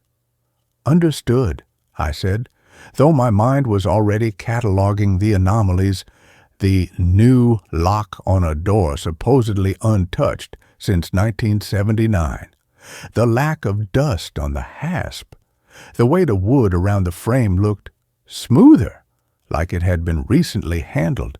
He handed me 2 keys, one for the front door, one for my room. "Rent's due." "The first, cash or money order, no checks, no electronic. You have problems, you call the number on the sheet. Don't come knocking after 9. I don't answer the door after dark." He left then, descending the stairs without another word. The front door clicked shut behind him, a soft, final sound, like a coffin lid settling. My room was small but clean. Narrow bed with a stiff mattress, a scarred oak desk, a single chair, a closet with a warped door that didn't quite close. The window looked out over the backyard, a tangled mess of dead hydrangeas and a collapsed trellis, but it had light and quiet, or so I thought. The first night, I slept like the dead. The second night, I woke at 2:17 a.m. to the sound of scratching. Not mice, not wind in the eaves. This was deliberate, rhythmic. Scritch, scritch, scritch, pause, scritch, scritch, scritch. It came from the wall behind my bed. I lay frozen, listening, heart hammering against my ribs. It wasn't constant. It would stop for 30 seconds, then resume. Always the same pattern. 3 short, 2 long, 1 short. Morse code? I didn't know Morse, but it felt intentional, communicative. I sat up slowly, swung my legs over the side of the bed. The floorboards were cold. I pressed my ear to the wall. Silence. I waited. 10 seconds, 20, then thump. A soft, heavy sound like a sack of flour dropped from waist height. From the other side, from his side. The sealed room. I jerked back. My breath came in shallow gasps. Coincidence, I told myself. How settling. Old pipes. Something had fallen off a shelf inside, except Mr. Alden said it wasn't storage, said nothing was in there. I didn't sleep again that night. The next day I tried to distract myself, unpacked my meager belongings, wiped down the desk, hung my few shirts in the closet. Every time I passed the locked door, I felt it, the weight of it. Not physical weight. Something else. A pressure, like standing too close to a high-voltage transformer, a low hum in the fillings of my teeth. At dusk, I went downstairs to use the shared bathroom. Passing the second-floor landing, I saw something new, a dark stain on the ceiling above the sealed room's doorframe, about the size of a dinner plate. Not water, too dark, almost black, and it was damp. I reached up, touched it. Sticky. I pulled my fingers back. In the dim hallway light, the residue looked rust-colored. I sniffed. Metallic. Iron-rich. Blood. My stomach turned. I scrubbed my hand on my jeans, heart pounding. I didn't mention it to anyone. Who would I tell, Mr. Alden? He'd probably say it was tan and bleed from old wood. And maybe he'd be right. Old houses do strange things. But that night, the scratching returned, louder, closer, like fingernails, long, brittle fingernails dragging slowly down the inside of the wall. Squawk. Then a pause, a wet, clicking sound, like a tongue pulling free from the roof of a mouth. Then whispering, not words, not at first. Just breath, shallow, ragged, in and out, right against the plaster. So close I could almost feel the warmth of it on my cheek. I pressed my ear to the wall again. Cold, a voice rasped. Female, young, exhausted. I recoiled. Silence. I waited. 5 minutes, 10, nothing. I told myself it was the wind whistling through a crack, a loose wire vibrating in the wall cavity, my own exhaustion conjuring phantoms. But I didn't sleep. By the fourth night, the whispers had words, not full sentences, fragments, pleas. Let me out. It's not locked for me. He didn't mean to. They came between 1:30 and 3 a.m., always the same window, always the same exhausted, trembling voice, always ending with a sound, a soft, guttural sob, before fading into silence. I started recording. I propped my phone against the wall, voice memo running, night 5. I lay in bed, eyes wide, open, listening. 1:48 a.m. The scratching began. 3 short, 2 long, 1 short. Then the whisper, Jacob. My blood turned to ice. It knew my name. I lunged for the phone, stopped the recording, played it back. Static, faint scratching, no voice. I played it again, louder, still nothing but noise. But I'd heard it, clear as day. Jacob, coincidence, wishful thinking, sleep paralysis, hallucination creeping into waking hours? That afternoon, I broke.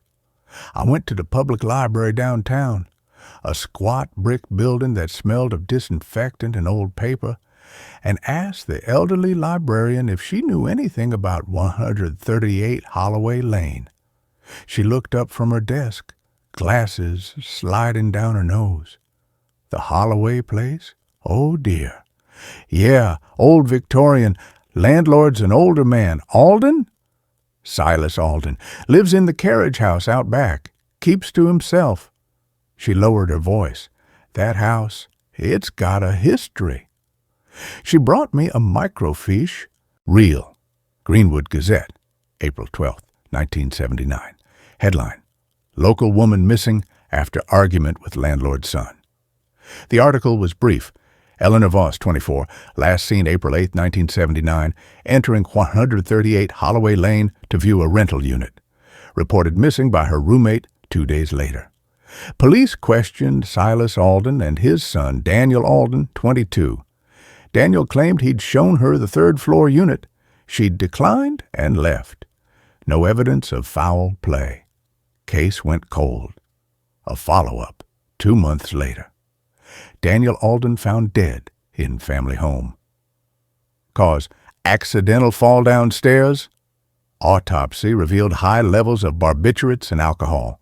Silas Alden inherited the property, put it up for rent shortly after. I sat back, nausea rising. Eleanor Voss, the voice in the wall. He didn't mean to. I scrolled further, buried in a real estate column, a footnote. City inspection of 138 Holloway Lane following tenant complaint cited structural concerns in third-floor rear unit. Room, sealed per municipal order, April 24th, 1979. The date matched Mr. Alden's story. But structural concerns after a missing woman and a dead son? I dug deeper. Old property records, tax filings. The house had never been condemned. No permits filed for structural repairs in '79, or ever. The lock wasn't for safety. It was containment. That night, I didn't wait for the whispers. At 1 a.m., I stood before the sealed door. The chrome padlock gleamed in the moonlight filtering through the hallway window. The wood around the hasp was smooth, polished by frequent handling. Mr. Alden came up here regularly. I pressed my palm flat against the door. Cold, not room temperature cold. Refrigerator cold, the kind of cold that leaches heat from your skin in seconds, and beneath that, a vibration. Faint, but unmistakable, a slow, steady thrumming, like a heart, a huge, tired heart. Thump, thump, thump. Then, from the other side, a sigh, long, relieved. "You're here." I jumped back. The voice wasn't muffled by the wall this time. It came through the door. Clear, present. "I've been waiting so long." I ran, locked myself in my room, wedged the desk chair under the doorknob, sat on the bed, knees to chest, staring at the wall between my room and hers. Nothing happened. No scratching, no whispers, just silence. And the cold, it seeped under my door. A creeping frost that made my breath fog in the warm April air. I didn't sleep. I watched the clock. 2 a.m., 3 a.m., 4:15 a.m., at 5:03 a.m., sunrise bleeding gray light through the window. There was a knock, not on my door, on the sealed door. 3 soft raps. Tap, tap, tap. Then a voice. Different now, calmer, stronger. "Jacob, please, just open it a crack. I only want to see the light." I didn't move. "He lied to you. It's not dangerous. It's me." "I'm not dangerous." Another pause. "I just want to go home." The raw grief in those words undid me. My eyes burned. I thought of Eleanor Voss, 24 years old, looking for an apartment full of hope, trapped for 47 years.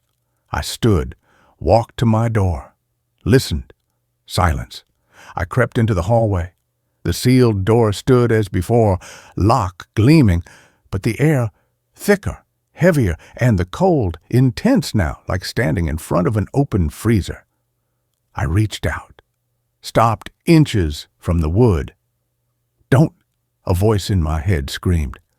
"This is how it starts. This is how you become part of the house."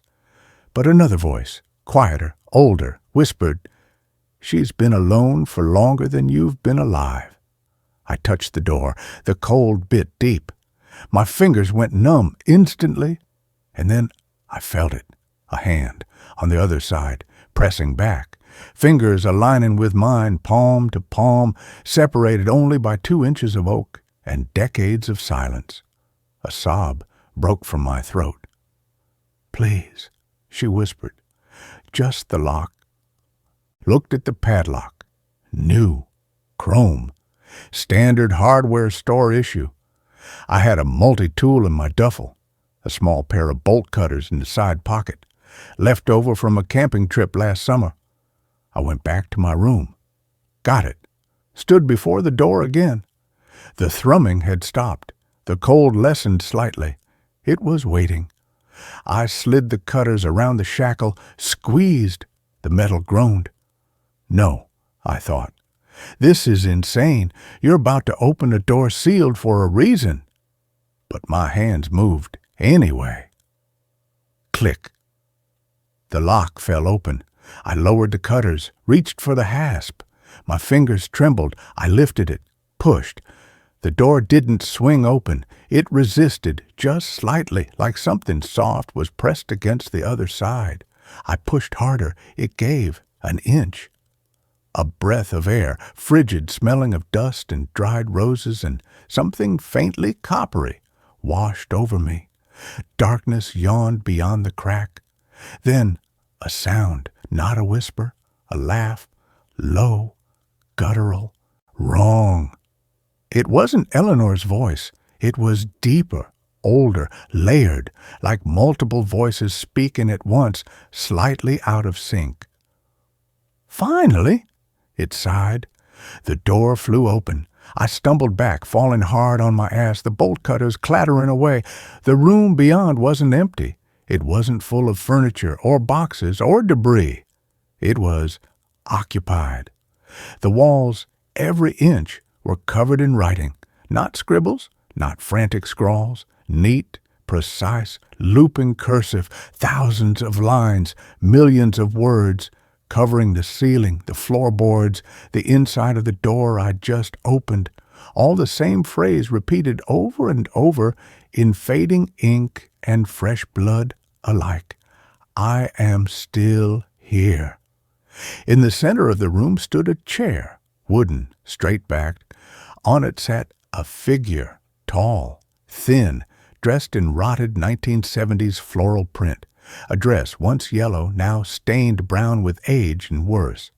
Her hair was long, matted, hanging in greasy ropes over her face.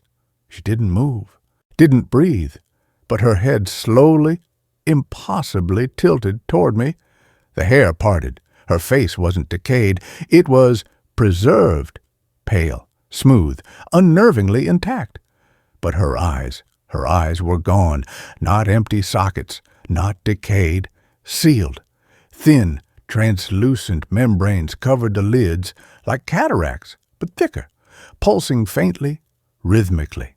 And beneath them, movement, something shifting, writhing. She smiled. Her lips cracked open, revealing blackened gums and teeth filed to points.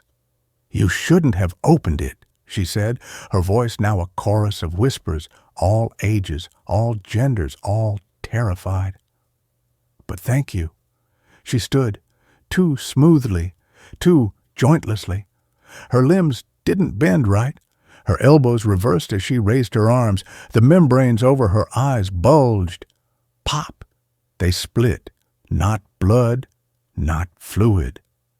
Things spilled out, pale, segmented, blind things, like grubs, but longer, thinner, with too many legs, tumbled down her cheeks, writhing, seeking. They hit the floor, scattered, rushed toward me. I scrambled backward, crab-walking, my legs numb with terror. The door slammed shut behind me. I hadn't touched it. The lock, still on the floor, rattled, then reformed. The cut shackle knitting back together with a sound like grinding bone. I was trapped in the hallway with her. She stepped over the threshold. The hallway lights flickered once, twice, then died. Darkness. Only the faint glow from my open bedroom door 10 feet away. She didn't walk. She unfolded. Her limbs extended, joints dislocating, reattaching, stretching like taffy, until she filled the hallway, her torso elongating, her arms splitting at the elbows, new hands sprouting, fingers lengthening into bone-white talons. The grubs swarmed my ankles, cold, wet, biting. I screamed, kicking, scrambling toward my room, made it, slammed the door, turned the lock, leaned against it, sobbing. Silence. Then a slow, wet drag along the hallway floor. Stop. A pause. Then tap on my door. Tap, tap, tap. "Jacob," she cooed. Eleanor's voice again, sweet, pleading. "Let me in. I'm so tired." I slid down the door, hugging my knees. My phone. Where was my phone? On the desk. I crawled, grabbed it. No signal, of course. I opened the voice memo app. Held it toward the door, recorded, just in case. The tapping stopped. The dragging resumed. Closer, closer. It stopped outside my door. Silence. Then the knob turned. Slowly, the lock held. For now. I heard breathing, wet, phlegmy, on the other side. Then a whisper right against the wood. "You think locks matter?" A crack. Sharp, splintering. The door frame groaned. Another crack. Dust sifted from the ceiling. The knob rattled violently. I backed into the corner, phone clutched like a talisman. The door bowed inward. The lock screamed. Crack. The door flew open. She stood there, not elongated now, just Eleanor.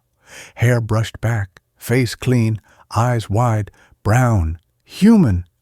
Tears streamed down her cheeks. "Please," she sobbed. "He's coming. He'll punish me again, hide me just for a little while." She held out her hand. In the hallway behind her, nothing. Just the empty landing, the bathroom door ajar, the sealed room's door shut, padlock gleaming. Had I imagined it all? The grubs, the unfolding, the writing? She looked so real, so broken, so human. I hesitated, just for a second, long enough. Her smile widened, too wide, her jaw unhinged with a wet snap, stretching down to her collarbone. Inside her mouth, rows of needle teeth, and behind them, eyes, dozens of them, blinking, watching. I threw the phone. It passed right through her, shattered against the far wall. She laughed, a sound like glass breaking underwater. Then she lunged, not at me, at the wall. Her hand plunged into the plaster, through it like it was smoke. She pulled, the wall tore open, not brick, not lath, flesh, thick, veined, pulsing flesh. Behind it, a cavity, dark, and from within, movement. Shapes, figures, dozens of them, pale, emaciated, naked, all facing the wall, all scratching. Their fingers, long, black-nailed, raked at the inner surface of the house skin. One turned. Its face was smooth, featureless, except for a mouth. A wide, lipless gash. It opened and screamed, a sound that wasn't sound, but a pressure. A wave of pure despair that hit me like a physical blow, knocking me to my knees, blood trickling from my nose. Eleanor stepped back, gesturing grandly at the horror behind her. "This is my family now," she whispered, her jaw snapping shut. "Would you like to join us?" I crawled backward, toward the window. It was old, single pane, painted shut. I grabbed the desk chair, swung. Glass exploded inward. Cold night air rushed in. I didn't look back. I climbed onto the sill, 3 stories up. The drop was nothing compared to what waited behind me. I jumped, landed hard on the overgrown lawn, ankle twisting, pain lancing up my leg. But I rolled, scrambled up, limped toward the street. I didn't stop until I reached the bus stop 3 blocks away, gasping, bleeding, my hands raw and shaking. A passing cruiser slowed. The officer rolled down his window. "You okay, son?" I tried to speak. No sound came out. He took one look at my face, at the blood, the terror, and opened the back door. "Get in!" At the station, they took my statement, called Mr. Alden. He arrived in slippers and a robe, trembling more than usual. "Boy's got a vivid imaginations," he muttered to the sergeant. "Told him not to go near that room. Told him." They checked the house. Found nothing. No writing on the walls, no chair, no Eleanor.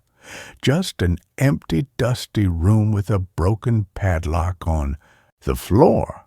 Mr. Alden replaced it on the spot. New lock, shiny chrome. "They'll let you back in tomorrow," the sergeant said, handed me a cup of terrible coffee. "Nothing there, son, just an old house, old memories." I didn't go back. I slept on a bench in the bus station. But at 1:30 a.m., as the fluorescent lights buzzed overhead, I heard it, faint, from the direction of Holloway Lane. Scritch, scritch, scritch, 3 short, 2 long, 1 short. Then a whisper, carried on the night wind, curling around the brick buildings, slipping under the station doors. "Jacob, I looked down at my hands. In the fluorescent glare, my palms were stained, not with blood, with ink. Faint, looping cursive, already drying. I am still here. I tried to rub it off. It wouldn't fade. I looked again. The words were moving, shifting, reforming, becoming.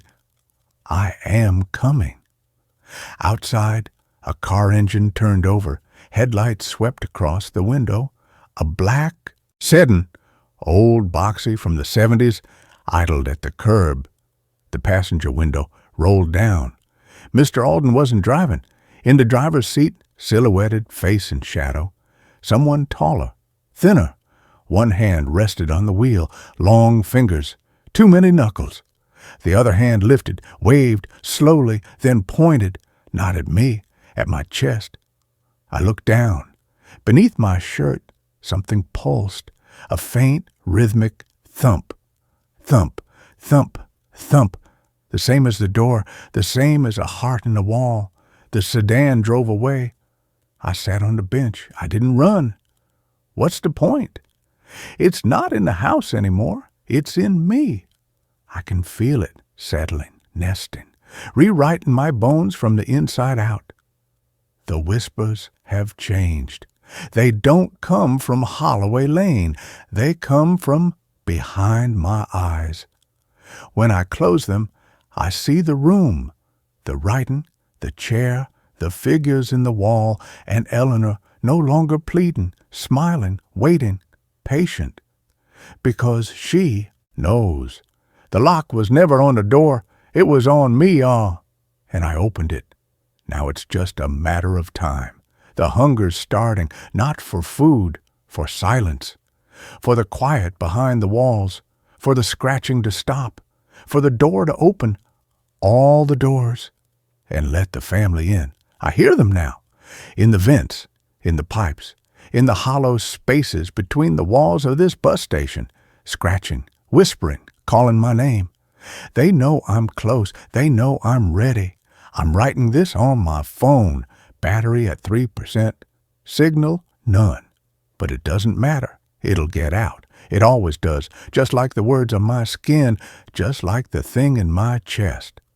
Thump, thump, louder now. Soon, very soon, I have to go. The door's opening, not the one behind me, the one inside. And it's not locking. It's unfolding. God help me, God help anyone who reads this. Don't look for 138 Holloway Lane. It's not there anymore. The city demolished. It last week. Condemned. Structural instability.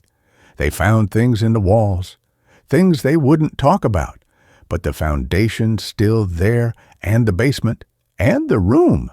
It wasn't on the blueprints. They missed it. Because it's not in the house. It's what the house is made of. I can hear the bulldozers idling outside the station.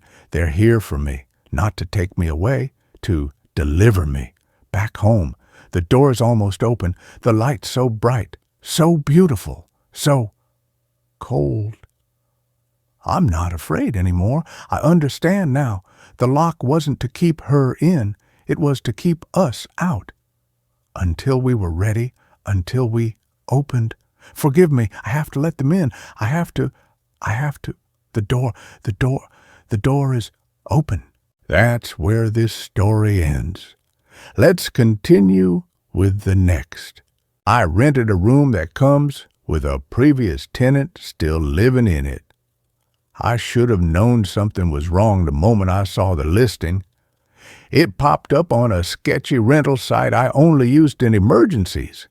After my third roommate in 6 months bailed without notice, taking half my deposit in my favorite coffee mug with her, the ad was sparse, almost defiant in its minimalism. Private room and quiet house, fully furnished, utilities included, $275 month, no credit check, immediate move-in, must be quiet after 10 p.m.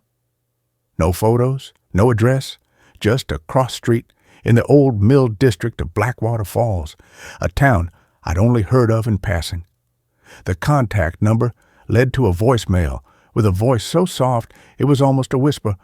Leave your name and say why you're alone. Creepy? Absolutely. Desperate? Also yes. I left my name, Daniel Reeves, and added, my girlfriend left. My dog died. I just need a place to disappear for a while. Less than an hour later, a text came through. Room's yours. Come tonight. Key under the blue pot. No lease, no ID, no questions. I drove into Blackwater Falls as the sun dipped below the pines, casting long skeletal shadows across the road. The town felt suspended in time. Gas lamps flickered on Main Street. Storefronts bore hand-painted signs, and the only sound was the distant rush of the river cutting through the gorge. The house was on Sycamore Lane, a narrow street lined with elms so tall they blotted out the moon. It was a 2-story brick craftsman, paint peeling like sunburnt skin, with a sagging porch and a single lit window on the second floor. The blue pot sat beside the door, cracked and filled with dead ivy. Under it, an old iron key cold to the touch. The door opened with a groan. Inside, the air was thick, not dusty, but stale, like breath held too long. The entryway smelled of lavender and something faintly metallic like old pennies. A hallway stretched ahead, lined with closed doors. At the end, a staircase spiraled upward, its banister carved with strange whorls that looked almost like eyes if you stared too long. A note was taped to the fridge. Room is upstairs, last door on the left. Rent in cash on the first. Do not enter other rooms. Do not use the basement. Be quiet after 10. He doesn't like noise. M. Holloway. I frowned. He? The listing never mentioned another tenant, but the room, when I found it, was perfect, spacious, with hardwood floors, a bay window overlooking the backyard, and a cast iron bed with crisp white sheets. A small desk, a wardrobe, a reading lamp, even a record player in the corner, though no records were visible. The bathroom down the hall was clean, with hot water and thick towels.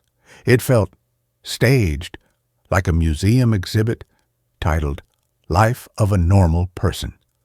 I dropped my duffel bag on the bed and exhaled. For the first time in months, I felt a flicker of peace. Then I heard it, a soft thump from the room next door, like someone shifting in bed.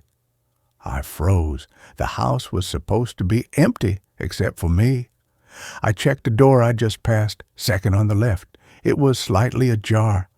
Darkness yawned beyond. I knocked. Hello? Anyone there? Silence. I pushed the door open. The room was identical to mine. Same bed, same desk, same window, but everything was worn. The sheets were gray with use, the rug frayed, the mirror above the dresser fogged with age. And on the desk, a half-empty glass of water, a paperback novel splayed open, and a steaming mug of tea. The tea was still hot. My pulse jumped. I backed out and shut the door. That night, I ate a protein bar and lay in bed listening. At 10:03 p.m., the floorboards creaked. Footsteps, slow, deliberate, coming from the hallway. They stopped outside my door. I held my breath, a soft sigh, long and tired, pressed against the wood. Then silence. I didn't sleep. The next morning, I found a note slipped under my door. Sorry I startled you. I didn't know someone new was moving in. I've been here a while. Please don't tell the landlady I can't leave yet. No signature. The handwriting was neat, looping, almost feminine, but the voice in my head from last night had been male. I showed the note to Mrs. Holloway when she dropped by to check the furnace. She was in her 70s, with sharp eyes and a bun so tight it pulled the wrinkles from her face. previous tenant?" she said, stirring her tea with a silver spoon. "No, dear. You're the only one." "But I saw his room, his things. His tea was hot." She didn't look up. The house plays tricks. Grief does that. "You've been through a lot, haven't you?" I hadn't told her about my girlfriend or my dog. I didn't mention the note again. But that night, at 10:02, the footsteps returned. This time, I opened the door. The hallway was empty, but the door to the neighboring room was open. Inside, the tea was gone. In its place, a fresh slice of bread on a china plate, crusts cut off, just like my mom used to make. My throat tightened. "Who are you?" I called into the room. A whisper came from the closet. "Someone who stayed too long." I slammed the door and locked it from the outside. The next day, I tried to ignore it. I wrote in my journal, took walks by the river, pretended the house was normal. But at 5 p.m., I came back to find my bed neatly made, though I'd left it rumpled. My clothes were folded in the drawer, though I'd tossed them on the chair. And on my pillow, a single white feather. That evening, I sat on the edge of the bed and waited. At 10 p.m., the doorknob turned. Slowly. I didn't move. The door opened 6 inches. A hand appeared, pale, bony with chipped nails, and placed a small wrapped parcel on the floor. Then it retreated. I waited 10 minutes before picking it up. Inside, a Polaroid. It showed me, asleep in this very bed, moonlight on my face. The timestamp in the corner read, October 12th, 1998. I hadn't been born until 1995. But the photo? It felt real. The sheets were the same. The angle was identical. I checked the neighboring room again. This time, I went inside and searched. The wardrobe contained men's clothes, sweaters, slacks, a pair of worn loafers. All smelled faintly of cedar and mildew. In the nightstand drawer, a wallet. Inside, a driver's license. Name, Julian Voss. Dob, March 3rd, 1971. Address, 47 Sycamore Lane, Blackwater Falls. The photo showed a gaunt man with hollow eyes and a sad smile. The expiration date, October 1998. I stumbled back, heart hammering. Julian had been dead for over 20 years, and yet his tea was hot, his bread was fresh, his footsteps echoed nightly. I ran downstairs and banged on Mrs. Holloway's door. She opened it in a housecoat, unsurprised. "I told you," she said softly, "you're the only tenant."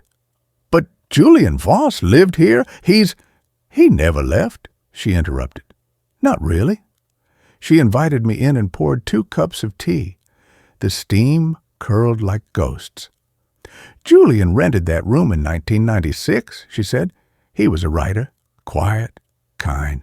He came to Blackwater Falls to finish his novel, said the quiet would help." She paused, stirring her tea slowly. "One night, he didn't come down for dinner. I knocked. No answer. I used my key. He was sitting at his desk, pen in hand, eyes open. Heart just stopped. No warning. I called the coroner. They took him away. I cleaned the room, put it back on the market. But no one stayed long. They'd hear him, moving, breathing, sighing. Some said he'd tuck them in at night. Others said he'd leave notes asking for company. She looked at me. He doesn't mean harm. He's just lonely. And the house. It holds on to people who aren't ready to go. "Then why rent the room?" I demanded. "Because," she said quietly, "if no one lives there, he grows stronger. The house needs a witness, someone to see him, to keep him anchored. Otherwise—" She didn't finish. I moved out the next morning, or tried to. My car wouldn't start. My phone lost signal. When I walked to the bus station, I got turned around in the woods behind the house and found myself back on Sycamore Lane an hour later, shoes muddy, hands shaking. That night, Julian left another gift, a journal, on the first page, in his handwriting. If you're reading this, you're like me. You don't belong anywhere else. I read it all. Julian had come to Blackwater Falls after his wife left him. His publisher dropped him. His dog died. Sound familiar? He wrote that the house spoke to him. Softly at first, then louder, it promised peace, quiet, an end to loneliness. But the price was staying, forever. He tried to leave once, made it to the county line, woke up back in his bed, sheets cold, heart racing. The house wouldn't let him go. Now it had me. I stopped fighting. I started leaving my door open at night. At 10:07, Julian would appear, just a silhouette at first, then more solid as the weeks passed. He never spoke, just watched me sleep, sometimes adjusting my blanket if I kicked it off. One night, I woke to find him sitting in the chair by the window, staring at the moon. "Why me?" I whispered. His voice was like dry leaves. "Because you wanted to disappear. The house only takes those who are already halfway gone." I didn't leave after that. Why would I? Out there, the world is loud, cruel, indifferent. Here, I have company. Here, I'm seen. Last week, I left a note for the next tenant. "Don't be afraid of the man in the next room. He's just like you. And if you listen closely at night, you'll hear him breathing and know you're not alone." Mrs. Holloway brought up a new mattress yesterday. Said someone answered the listing. A young woman, sad eyes, carrying one suitcase. She moved into my room. I'm in Julian's now, and tonight at 10 p.m., I'll slip a slice of bread onto her pillow because the house always needs a new witness, and the previous tenant never really leaves. With that, the story is over. Let's move to the next story. Someone keeps leaving wet footprints beside my bed on the second floor. The house stood alone on the cliff edge, a hulking silhouette of weathered gray shingles and sagging porches against the perpetually stormy sky of the Pacific Northwest. Seabreeze Cottage, the listing had called it, a name dripping with ironic cheerfulness. The photos showed a cozy, if rustic, two-bedroom perched dramatically above the churning gray waters of the Salish Sea. The price was shockingly low for the location. "Owner relocating urgently," the note said. Desperation, my own kind, fueled by a toxic breakup and the suffocating confines of my old city apartment, overruled the usual caution. My savings, bolstered by a small inheritance I've been saving for something better, felt like a shield. I could afford this isolation. I needed it to heal, to breathe, to forget. Mrs. Gable, the owner, met me on the rain-slicked gravel drive. She was a woman carved from the same gnarled wood as the driftwood littering the beach below, small, wiry, with eyes the color of the sea on a cloudy day, sharp and assessing.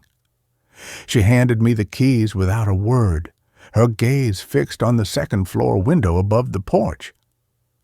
"Back door sticks," she rasped, her voice like stones grinding together. "Well, water's brackish. Use bottled for drinking. Don't go in the attic. Roof's unstable." She turned to leave, then paused, her eyes finally meeting mine. "And the beach.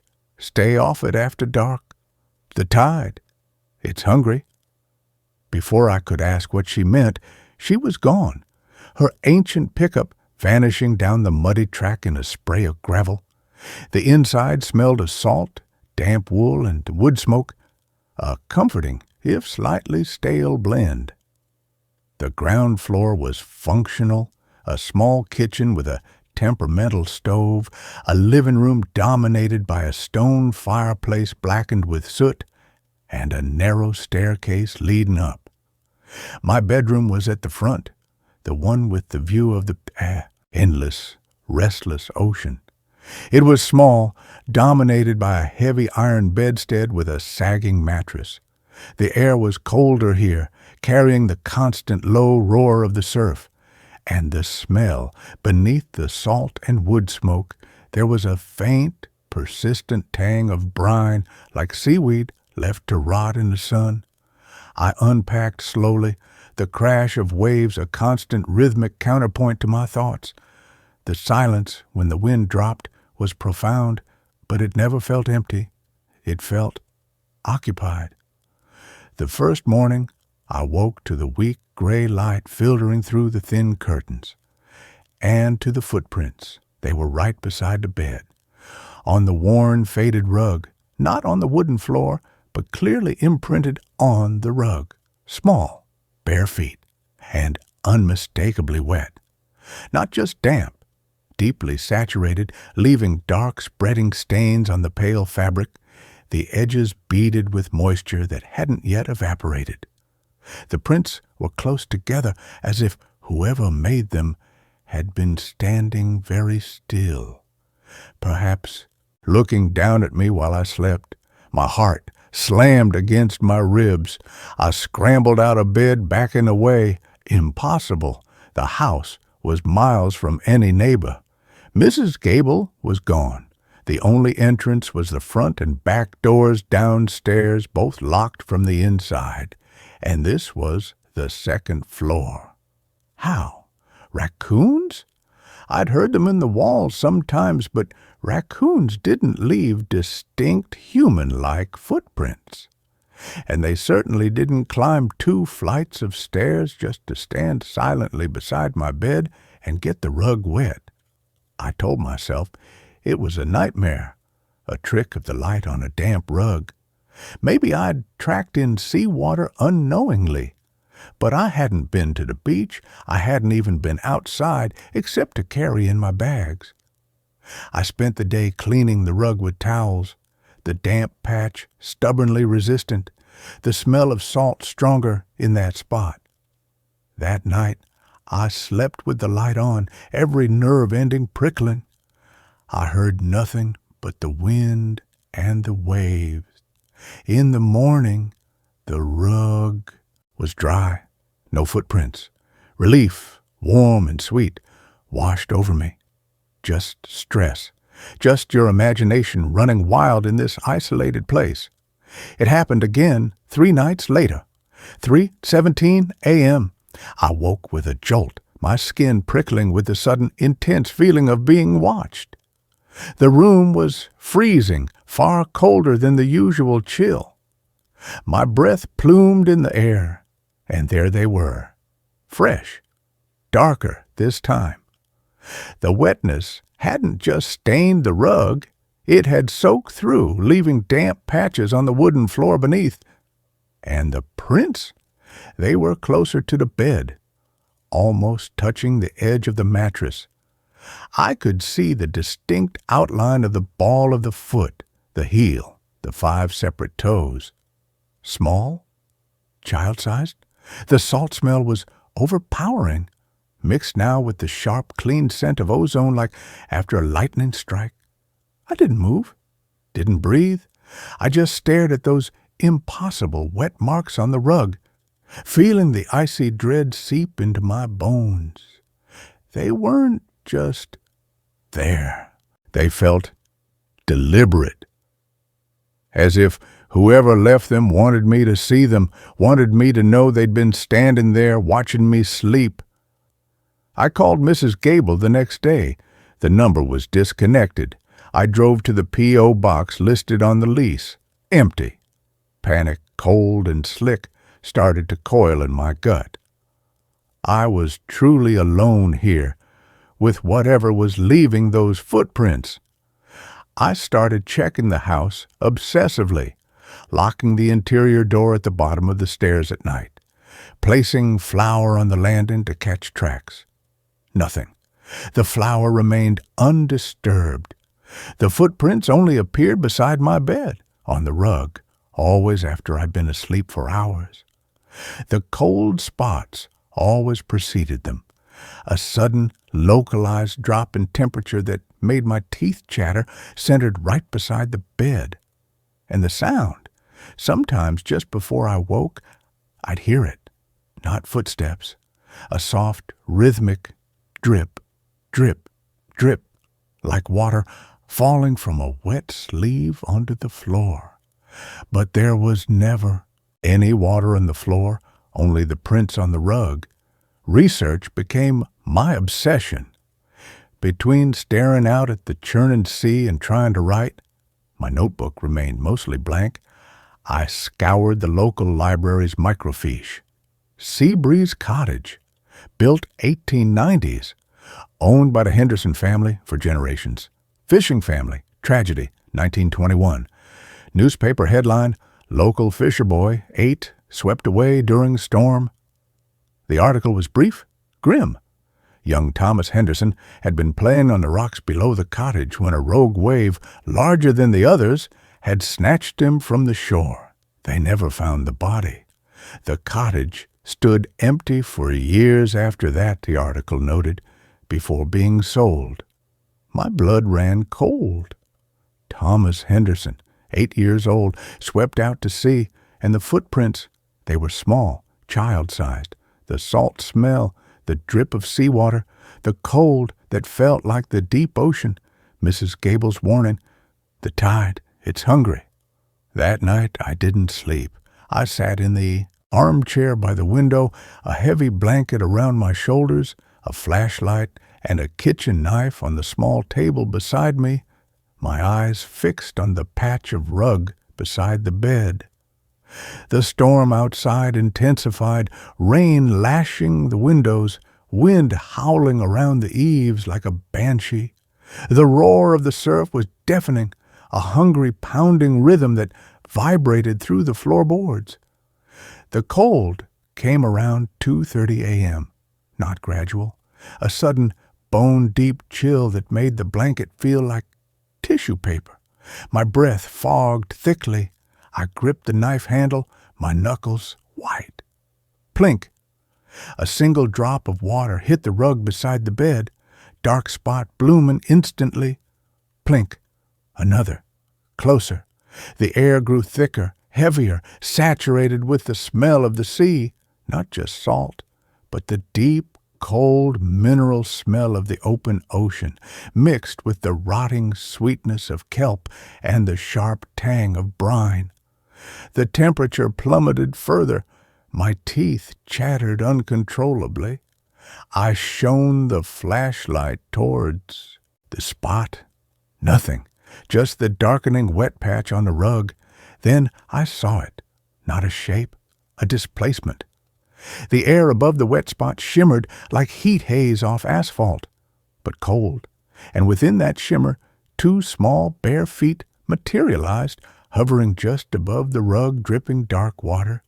They weren't solid, not exactly, more like dense fog given form, constantly dripping, the water sizzling faintly as it hit the rug, leaving the dark, spreading stains. The feet turned slowly, as if the unseen presence was looking towards me in the chair. The dripping intensified. Plink, plink, plink. A voice, not a sound in the room. It came from inside my own head, thin and watery, echoing with the hollow emptiness of deep water. Cold, it gurgled, the word thick with swallowed seawater. So cold down there. Bring me back. Terror, pure and icy, locked my muscles. I couldn't move, couldn't scream, could barely breathe. The shimmering feet took a step forward, leaving a fresh, dark imprint on the rug.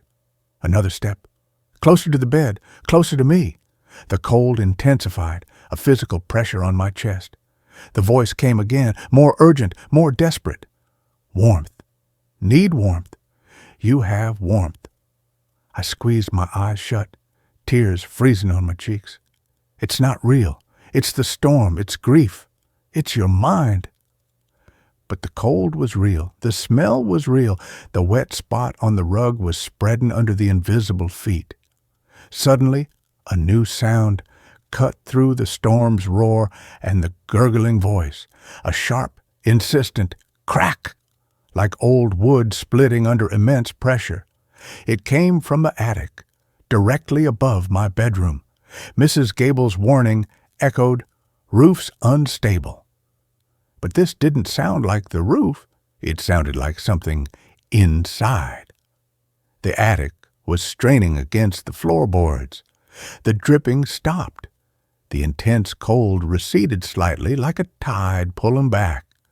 The shimmering feet flickered, then vanished. The voice inside my head whispered, filled with sudden terror, "He's awake! He's coming down!" Then silence. The storm raged on, but the unnatural cold in the room lessened. Dawn came, gray and dripping. The wet footprints on the rug were still there, dark and accusing, and the patch of floor beneath them was colder to the touch than any other spot in the house. I avoided the attic. I avoided the stairs leading to it.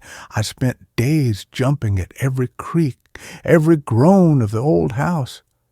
The footprints came less frequently, but the cold spots remained, always strongest near the bed, always accompanied by that faint, watery gurgle if I stayed still long enough. The presence felt wary, waiting, watching from the deep. One rain-lashed afternoon, desperate for something, anything to break the tension, I pried open the trapdoor to the attic. Dust motes danced in the weak light from the single, grimy dormer window. The air was thick with the smell of dry rot and mouse droppings. It was mostly empty, cobwebbed rafters, a few broken crates. But in the far corner, tucked under the eaves, was a small child's rocking horse. Its paint was peeling, one glass eye missing, the remaining one staring blankly into the gloom, and draped over its saddle was a small sodden sailor's cap. The blue wool dark with salt and age, Thomas Henderson's cap. The air in the attic grew instantly cold, the smell of the sea flooding in, overpowering the dust. I scrambled back down, slamming the trapdoor shut, my heart in my throat. That night, the footprints didn't just appear beside the bed. They were everywhere, leading from the top of the stairs to the bed, circling the bed, leading to the window and back. Small, frantic, overlapping wet prints covering the entire rug, soaking deep into the floorboards.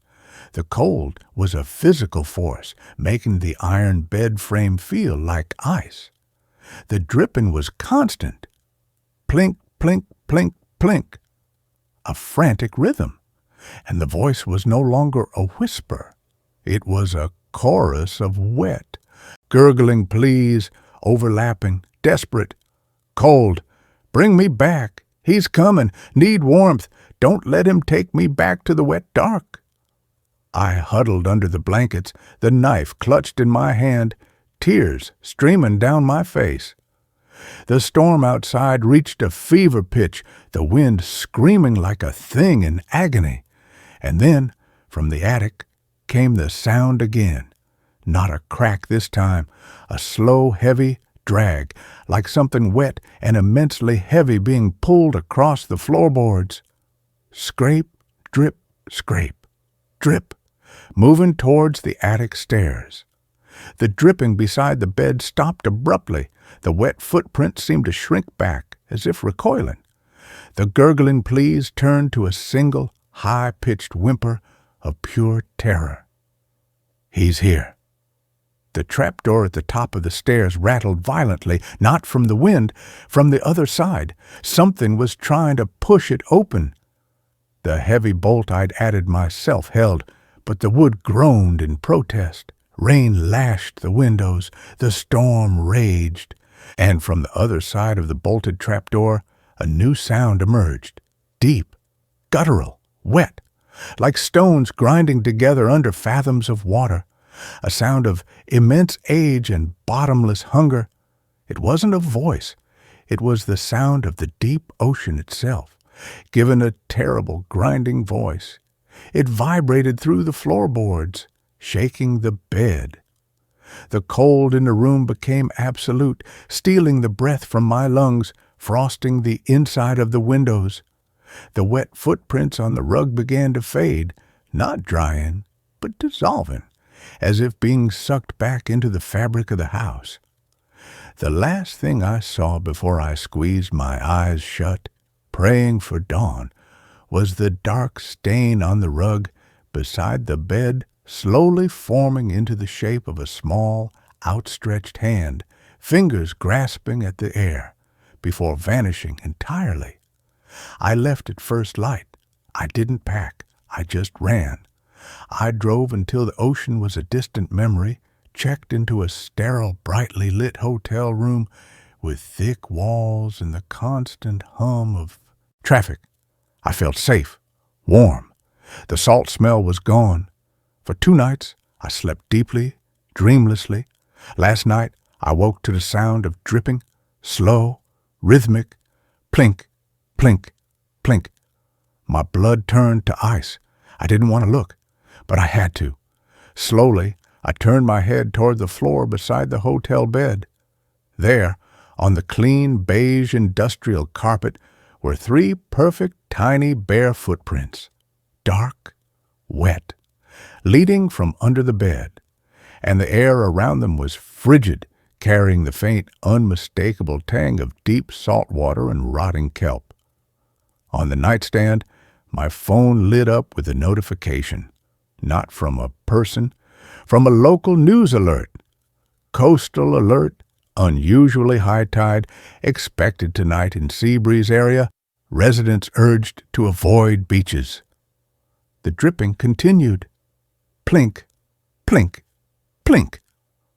Closer to the bed now, the cold was spreading, and from the darkness under the hotel bed, a thin, watery voice gurgled inside my skull, filled with a terror that mirrored my own.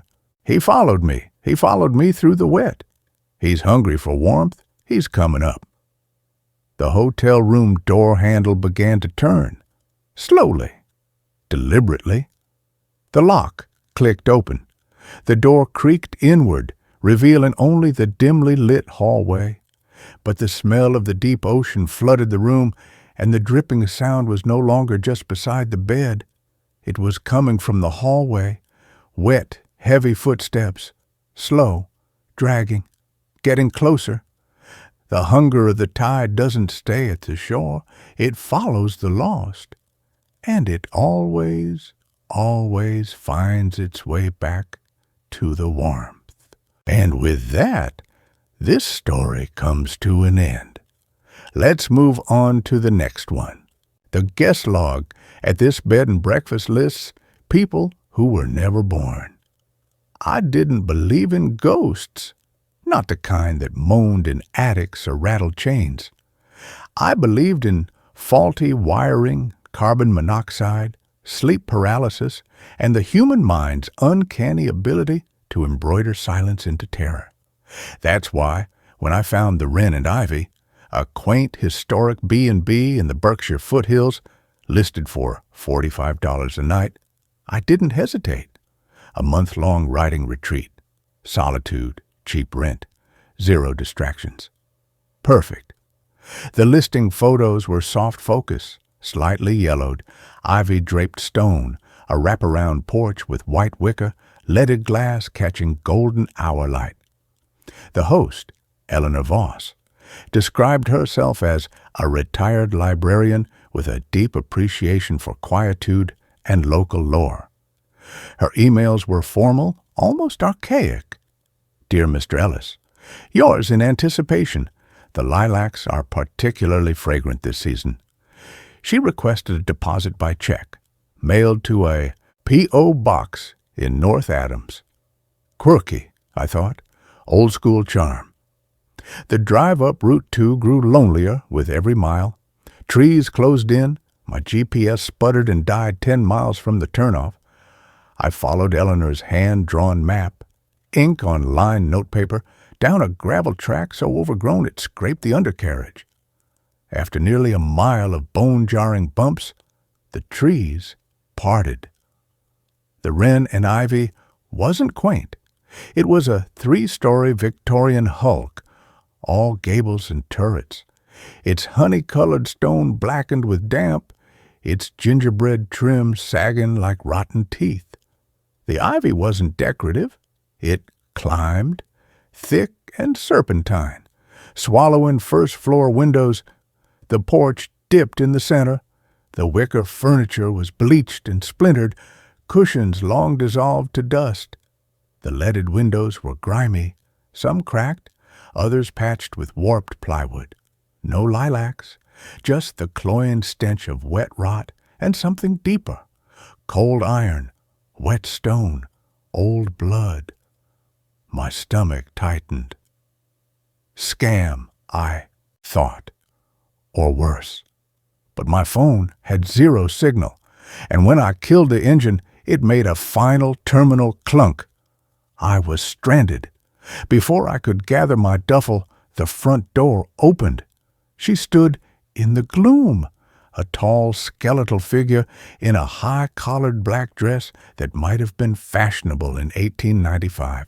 Her hair was pinned ruthlessly back, revealing a face like parchment stretched over bone, sharp cheekbones, sunken eyes the color of weak tea. Not old, preserved. "Mr. Ellis," she said. Her voice was dry leaves skittering on slate. No warmth, no inflection, just fact. "Yes, Eleanor?" "Eleanor, please." She stepped aside. "Do come in. The damp clings out here." The foyer smelled of dust, beeswax, and that mineral rot. A grand staircase rose into shadow. To the left, a parlor choked with sheet-draped furniture. To the right, a dining room with a long mahogany table set for 12, crystal goblets, silver forks, all filmed in gray dust. No food, no people. She led me up the groaning stairs, her slippers whispering on worn oak. The second floor was a corridor of identical doors, all shut. The air grew colder. She took a narrower, steeper stair to the third floor. Here, the damp smell intensified. The east wing held 3 doors. She stopped at the first. The lilac room. Inside, a narrow brass bed, a writing desk, a straight-back chair, a wardrobe like a sarcophagus. Faded lilac wallpaper peeled at the seams. The window was sealed shut, rusted latch fused. No view, just the forest, dark and close. "Supper is at 7, she said, turning to leave. "Dining room, promptness is appreciated." She paused, hand on the doorframe, her pale eyes locking onto mine. "The guest log is on the desk. Tradition. All visitors sign upon arrival. It is important." The door clicked shut. I dropped my bag. Exhaustion warred with unease. "Old house, old woman. You'll fix the car tomorrow." I went to the desk. There it was. A ledger, not a notebook, a book. Bound in cracked green leather, brass corners tarnished, spine held by fraying black tape. Open. At the top of a fresh page, in precise, spidery script, Arthur Ellis. June 12th. My breath hitched. I hadn't signed it. I hadn't even seen it. I uncapped the fountain pen chained to the desk, cold, heavy, ink thick and metallic smelling, and wrote my name beneath hers. As I lifted the nib, a fat drop of ink fell, blooming into a dark, irregular blot. I flipped back a few pages. Names, dates, all within the past year. Silas Thorne, May 3rd. Marigold Finch, April 17th. Theodore and Beatrice Croft, March 29th. Anya Petrova, February 14th. The Henderson family, 4, January 8th. None rang a bell. The names felt staged, nostalgic. Marigold Finch? And the volume for this decaying relic? Implausible. I closed the ledger with a soft thump and tried the window again, solid as a tombstone. Dinner was a study in dread. Eleanor sat at the head of the long table, I at the foot. The distance felt oceanic. She served broth, boiled potatoes, gray meat on chipped porcelain, no small talk. Just the scrape of my spoon, the tick, tick, tick of a grandfather clock somewhere deep in the house, a sound I hadn't heard before, and the occasional groan of floorboards. Lovely home, I ventured. It has history. Local history? You were a librarian? A custodian of records, she said. Some records persist. I tried again. Any local legends? Ghost stories? Her pale eyes lifted. The most persistent stories, she whispered, the words carrying clear across the table, are the ones that refuse to be written down, the ones that exist only in the margins, in the omissions. A pause. The guest log is not tradition, Mr. Ellis. It is a covenant. We acknowledge the guest. The guest acknowledges the house. Her gaze sharpened. Some guests are difficult to acknowledge. I ate in silence after that. When I pushed my chair back, its shriek against the floor made me flinch. Eleanor gathered plates without a word. "Good night, Mr. Ellis," she said, not looking at me. "Sleep well. The house settles at night." I fled to the third floor, locked my door, flimsy brass latch useless, and leaned against it, breathing hard. You're imagining things. I lay on the lumpy mattress staring at the ceiling. The silence wasn't silent. A faint tap, tap, tap against the wardrobe door, a soft shuffling in the hall, pausing outside my door, a deep thump within the walls like something heavy shifting in the dark. "Old house," I chanted, "settling, pipes." I must have dozed because I jolted awake to a voice, clear, high, impossibly close, right beside my ear. "Are you signed?"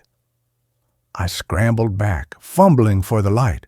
The room was empty, just the bed, the desk, the sealed window. I looked at the ledger. It was open, beneath my name, in fresh, glistening black ink. The baby. No date. I slammed it shut, shoved it into the corner of the desk, and turned off the light. Sleep was impossible. Every creak was a footstep. Every sigh of the timbers was a breath. Dawn came. Gray light, distant birdsong. Relief washed over me. Night terrors. Stress. I washed at the sink, splashed cold water on my face, my reflection, pale, hollow-eyed, but real. I needed to check the car. I opened the door. The ledger lay in the hallway, 10 feet from my room, face down, as if thrown. My hands shook as I picked it up, flipped it open. Not my page.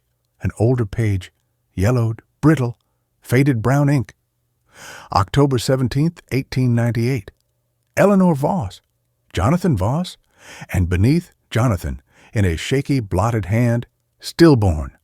My throat closed. Below that, in Eleanor's precise script, but ink black, fresh-looking against the aged page, the baby, October 17th, 1898, and scrawled over it in the same shaky hand as stillborn, the paper torn with a pen dug in, he cries. He is cold. He is not signed. A whimper escaped me. I dropped the book. October 17th, 1898. Eleanor wasn't retired. She was eternal, bound here by grief, by him, the baby. Are you signed? Not a question, a plea, a demand for recognition, for existence. The ledger wasn't a record. It was a ledger of the acknowledged, the permitted. Eleanor, in her endless sorrow, signing names, real guests, phantom names, the lost, the never born, to populate her hollow world, to give her child a host of companions in the dark, to make him real. And I had signed my name, entered the covenant. A floorboard groaned behind me. I whirled. Eleanor stood at the end of the hall, backlit by gray window light. She hadn't made a sound. "The log," she said, her voice flat, hollow, echoing with centuries of weariness, "must be kept current. The guests must be acknowledged." She stepped forward. The air chilled. "He asks every night, 'Are you signed?' He is so very cold, Mr. Ellis. He needs names to know he is not alone." She reached the ledger, her bony fingers closing around it. "You signed. That is good. Necessary." Her pale eyes fixed on mine. No anger, only infinite sorrow and terrifying resolve. But the list requires balance. For every guest who arrives, another must be recorded. To keep the books fair, to keep him quiet. She turned, clutching the ledger like a relic, and walked silently toward the stairs. I stumbled back into my room, grabbed my duffel, shoved in my laptop, my keys.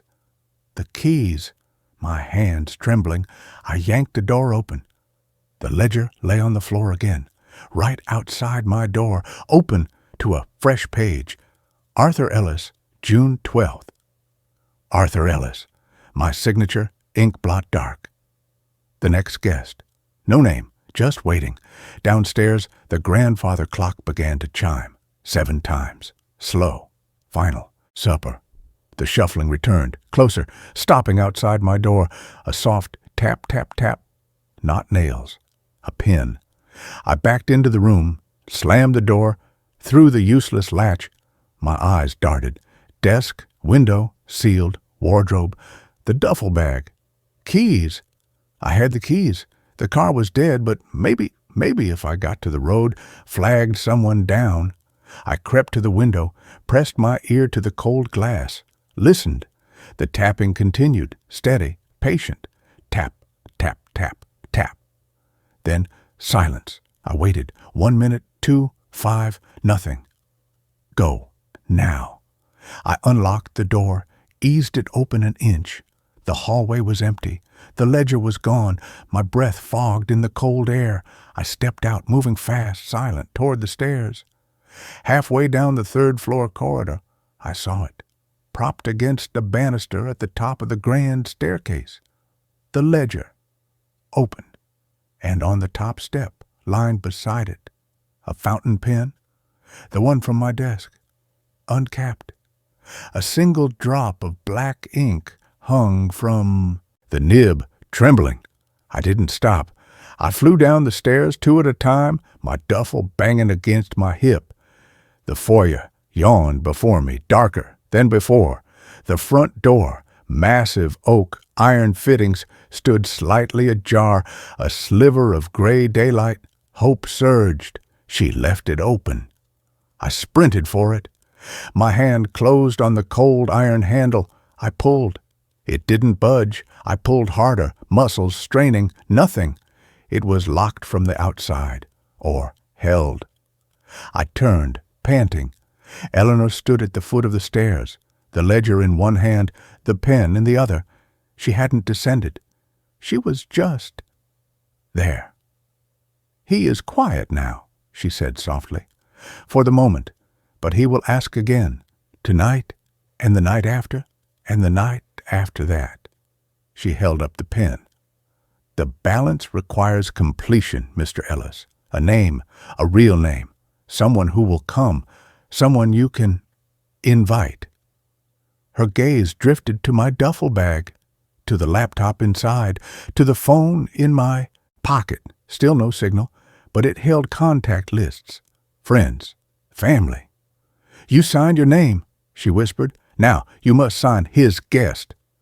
The cold wasn't just in the air anymore. It was in my bones, in my blood. I understood. The Henderson family, for had they vanished, or had someone sent them? A desperate trapped guest, bargaining with Eleanor, signing over others to buy time, to silence the crying? Anya Petrova, Silas Thorne. Sacrifices, offered freely or coerced in the dead of night, pen pressed into a shaking hand. The ledger wasn't a guest book, it was an altar, and I was expected to make the next offering. "No," I choked out. Eleanor's expression didn't change. She simply opened the ledger to a fresh page, placed it on the dusty hall table beside the grandfather clock. Tick, tick, tick, and laid the pen beside it. "The house settles at night, Mr. Ellis," she said, turning toward the dining room. "But he only settles when the list is balanced." She disappeared into the gloom. I stood frozen, staring at the ledger, at the blank page, at the pen, its nib gleaming. My phone buzzed in my pocket. I fumbled it out. A text from my sister. "Hey, Mom says you're off-grid for a month. Crazy! How's the creepy old B&B? Send pics?" My vision blurred. My sister, Sarah, 2 kids, Liam, 5, Chloe, 3. Liam, who cried when he was cold. Liam, who asked, "Are we here yet?" 100 times on car rides. Liam, who needed constant reassurance. "Are you signed?" A sob tore from my throat. I looked at the ledger, at the blank line beneath. The next guest. I could say no, I could refuse, and tonight, when the tapping started, when the child's voice whispered beside my bed, "Are you signed? He is cold." What then? Would Eleanor come, or would he? Would the cold deepen? Would the walls bleed damp? Would the shuffling become a crawl? Would the tapping become a scratching at the inside of the wardrobe? How long could a man last in a house that demanded blood and ink? My hand moved, not toward the door, toward the table, toward the pen. It was heavier than I remembered, cold. The metal bit into my fingers. I opened the ledger to the fresh page. My name stared back. Arthur Ellis, June 12th. Beneath it, the words, "The next guest." I touched the nib to the paper. The ink flowed black and thick. I didn't write a name. Not yet. I wrote 2 words, a plea, a delay. Not yet. I stepped back. The grandfather clock struck 8. From deep within the house, a sound I'd never heard before, a baby's cry, thin, desperate, unearthly cold. It didn't come from upstairs. It came from inside the wall beside the ledger. Eleanor's voice drifted from the dining room, calm, final. "The balance is not satisfied, Mr. Ellis, but the house acknowledges your effort. Supper is waiting. Perhaps inspiration will come." The cry rose in pitch, sharp, with need. I looked at the pen, at the blank space beneath, not yet. At my phone, still glowing with Sarah's text, the cold seeped deeper. I didn't move toward the dining room. I didn't move toward the stairs. I stood beside the ledger, the pen heavy in my hand, listening to the crying in the wall, knowing 2 things with absolute, soul-crushing certainty. First, I would not leave the wren and ivy. Second, eventually my hand would move again, and this time it would write a name. The crying softened, then stopped. In the sudden silence, the only sound was the tick, tick, tick of the clock, and the faint, expectant tap, tap, tap of a pen, waiting on the page. That brings this story to a close. Let's carry on to the next one. I was chosen for a sleep experiment.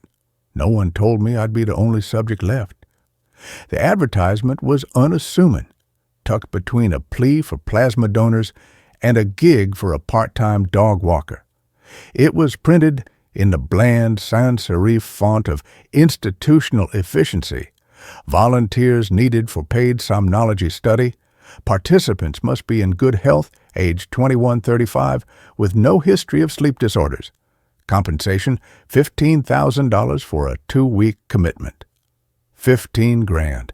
To a freelance graphic designer like me, neck deep in student loans and living off ramen that tasted of salty despair, that number wasn't just compensation. It was a lifeline. It was 2 months' rent, a down payment on a reliable car, a chance to breathe. All I had to do was sleep. It sounded like the easiest money I would ever make.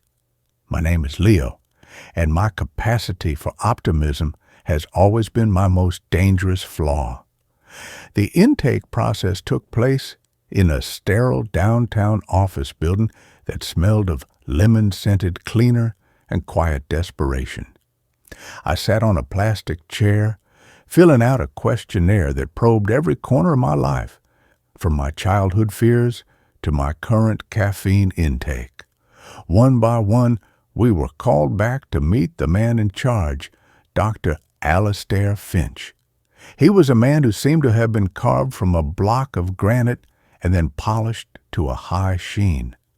He had a perfectly trimmed gray beard, sharp, intelligent eyes that seemed to see right through you, and a smile that was both reassuring and utterly devoid of warmth. "The purpose of Project Morpheus," he explained to me, his voice a smooth, confident baritone, "is to study the effect of a new neurostimulant, which we're calling somnolin. Our hypothesis is that it can dramatically enhance the restorative qualities of REM sleep, allowing the brain to achieve in 4 hours what it normally would in 8. Imagine the applications, Mr. Vance. Increased productivity, accelerated learning, even rapid trauma processing." He made it sound like we were on the cusp of curing the human condition itself. I nodded along, pretending to be fascinated by the science, but all I could see were dollar signs. There were 4 other subjects chosen alongside me. We were a motley crew, united by our shared need for a quick payday. There was Marcus, a former Marine, with a cynical smirk and a web of tattoos crawling up his neck. Chloe, a bubbly, perpetually cheerful art student with magenta-streaked hair. Ben, a quiet, socially awkward programmer who seemed to communicate better with his laptop than with people. And Zara, a high-strung grad student who jumped at every unexpected noise. The facility was located in the basement of the same office building, but it felt like a different world.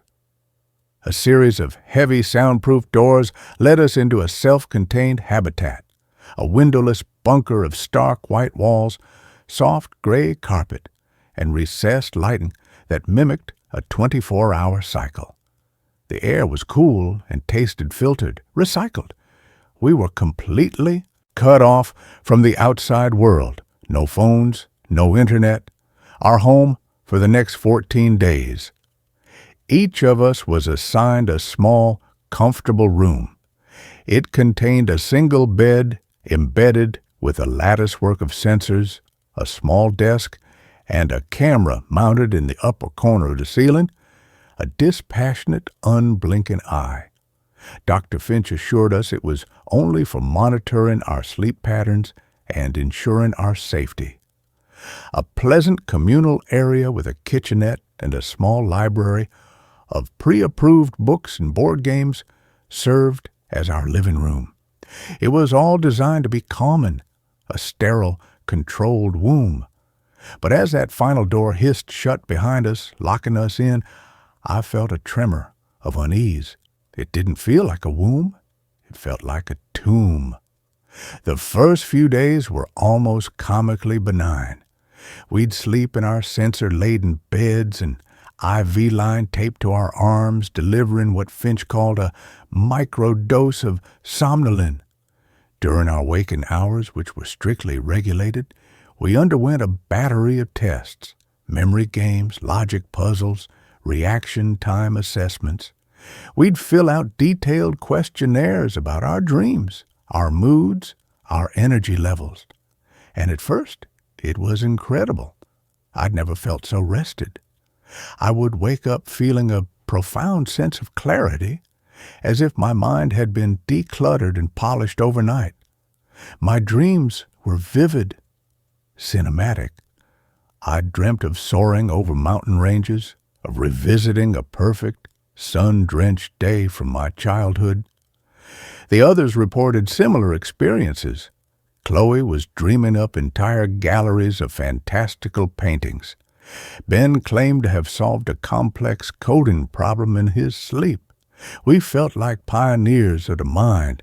The $15,000 felt like a steal. The change began on the fourth night. The pleasant Technicolor dreams began to bleed at the edges. I had a dream that I was wandering the sterile white corridors of the facility, but the layout was all wrong. Hallways stretched into impossible lengths, and doors opened into brick walls. I felt a gnawing sense of anxiety, a feeling of being watched. I woke up with a gasp, my heart pounding, a cold sweat slicking my skin. At breakfast, I noticed the shift in the others, too. Marcus was sullen and aggressive, snapping at Ben for chewing too loudly. Chloe, usually a font of incessant cheer, was quiet, her eyes distant. She had a sketchbook open on the table, and on the page was a disturbing abstract drawing of a tall, stick-thin figure made of swirling, chaotic lines. "I keep seeing him," she whispered, her voice trembling slightly. "At the edge of my dreams. He just watches." That night, my dream picked up where the last one left off. I was back in the twisting, labyrinthine corridors. But this time, I wasn't alone. I saw him, the figure from Chloe's drawing. He was at the far end of a long hallway, a gaunt, impossibly tall man in what looked like an old-fashioned tattered doctor's coat. His face was a blur of shadow, but I could feel his gaze on me, cold and malevolent. I woke up not with a gasp, but with a choked, silent scream. The waking world was becoming just as strange. I started to experience micro-hallucinations, a flicker of movement in my peripheral vision, the sound of my name whispered from an empty room. The puzzles Dr. Finch gave us were becoming more difficult, almost nonsensical, designed to frustrate and disorient. The first to break was Zara. During a particularly grueling cognitive test, she suddenly threw her tablet against the wall. "It's a trick!" she shrieked, her eyes wide with terror. "The questions are changing when I'm not looking. He's changing them." Dr. Finch and his assistant, a young, nervous-looking woman named Anya, rushed in. Zara was hysterical, clawing at her own arms. They injected her with a sedative. She has a pre-existing anxiety condition she failed to disclose, Finch announced to the rest of us, his voice a mask of clinical concern. For her own safety, she is being withdrawn from the study.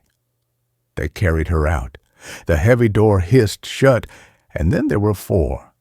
The atmosphere in the communal room turned toxic. Ben became convinced the cameras were recording our thoughts. He started speaking in whispers, covering his mouth with his hand. Marcus paced the floor like a caged animal, his eyes darting back and forth, his cynicism curdling into raw paranoia. We were lab rats, and we were beginning to realize that the maze we were in was far more complex than we had imagined. The next night, the dose of somnolin was increased. That night, I didn't just dream of the gaunt man. I met him. I was in a nightmarish version of my childhood home. He was there, standing in the living room, his shadowy face turned towards me. He didn't speak, but a voice echoed in my head, a dry, rasping sound like dead leaves skittering across pavement. "You don't belong here," it said. "This place is mine." I woke up swinging, my fist connecting with the wall beside my bed. The pain was a grounding, welcome sensation. Ben was next to go. He'd barricaded himself in his room, refusing to come out. We could hear him through the door, muttering about firewalls and corrupted code, convinced that the Watcher was trying to hack into his brain. It took Finch and 2 large orderlies he seemed to produce from nowhere to force the door open and drag him out, sedated and silent. An unfortunate psychotic break, Finch explained, his expression unreadable. The somnolent can have an amplifying effect on latent mental instabilities. Now there were 3. Fear was a constant metallic taste in my mouth. We were trapped with a man who was either a madman or a monster, and the line between the two was becoming increasingly blurry. Marcus, Chloe, and I huddled together in the communal room, a tribe of the terrified. Marcus was convinced the food was being drugged. Chloe wouldn't stop drawing the gaunt man, her sketchbook now a gallery of horrors. Pages and pages of the same stick-thin figure, his face always a void of shadow. "I saw a name," she whispered to me, her eyes wide and haunted. "In my dream last night. I was in Finch's office. There was a plaque on the wall, an old one. It said, 'In Memoriam, Dr. Elias Thorne, a pioneer who gave his life in the pursuit of knowledge.'" Marcus tried to make a break for it. He waited for one of the orderlies to bring in a food tray and tried to rush the door. He was strong, but they were ready for him. A taser crackled, and he went down, convulsing on a soft gray carpet. They dragged his unconscious body away. No explanation was given this time. We didn't need one. We knew the rules of this twisted game now. There was no escape. And then there were 2. Chloe and I were the only ones left. We were ghosts haunting the sterile white halls of our prison. We tried to stay awake, taking turns watching over each other, but the exhaustion was a physical weight crushing us.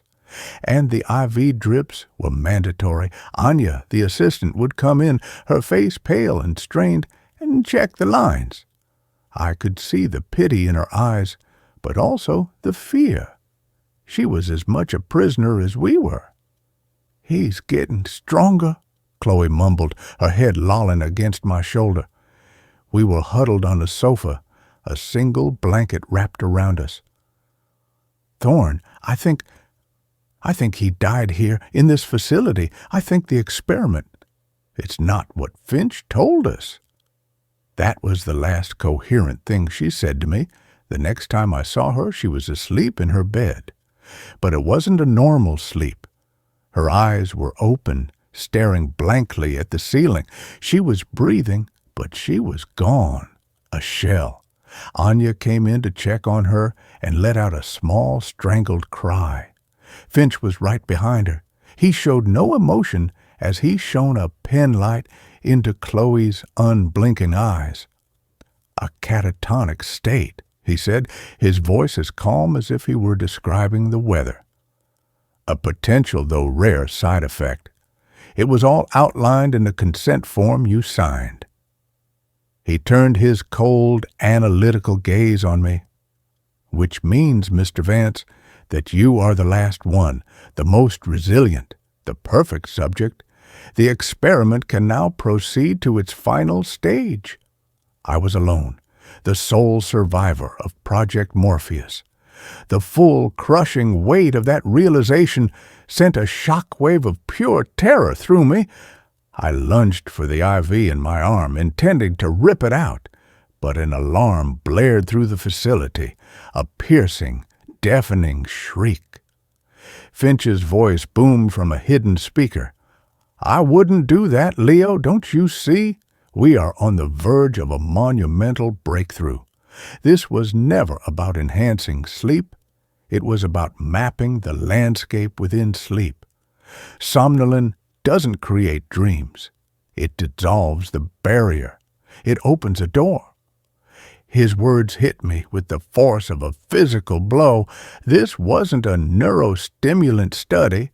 It was a cartography expedition into a haunted house. And we were the explorers sent in to map the darkness. The others weren't gone. They were lost. Their minds had been consumed by the landscape, by the dominant entity within it, the consciousness of Dr. Elias Thorne, a ghost in the machine. He was the first, Finch's voice continued, a manic excitement creeping into his tone. The original researcher. He tested his own formulas, pushed the boundaries too far. His consciousness became imprinted on the very fabric of this place, creating a stable, psychic echo, a new frontier. And you, Leo, you are my Vasco da Gama. You are going to step onto the shore. I knew with a sickening certainty that if I fell asleep again, I would not wake up. Thorne was waiting for me.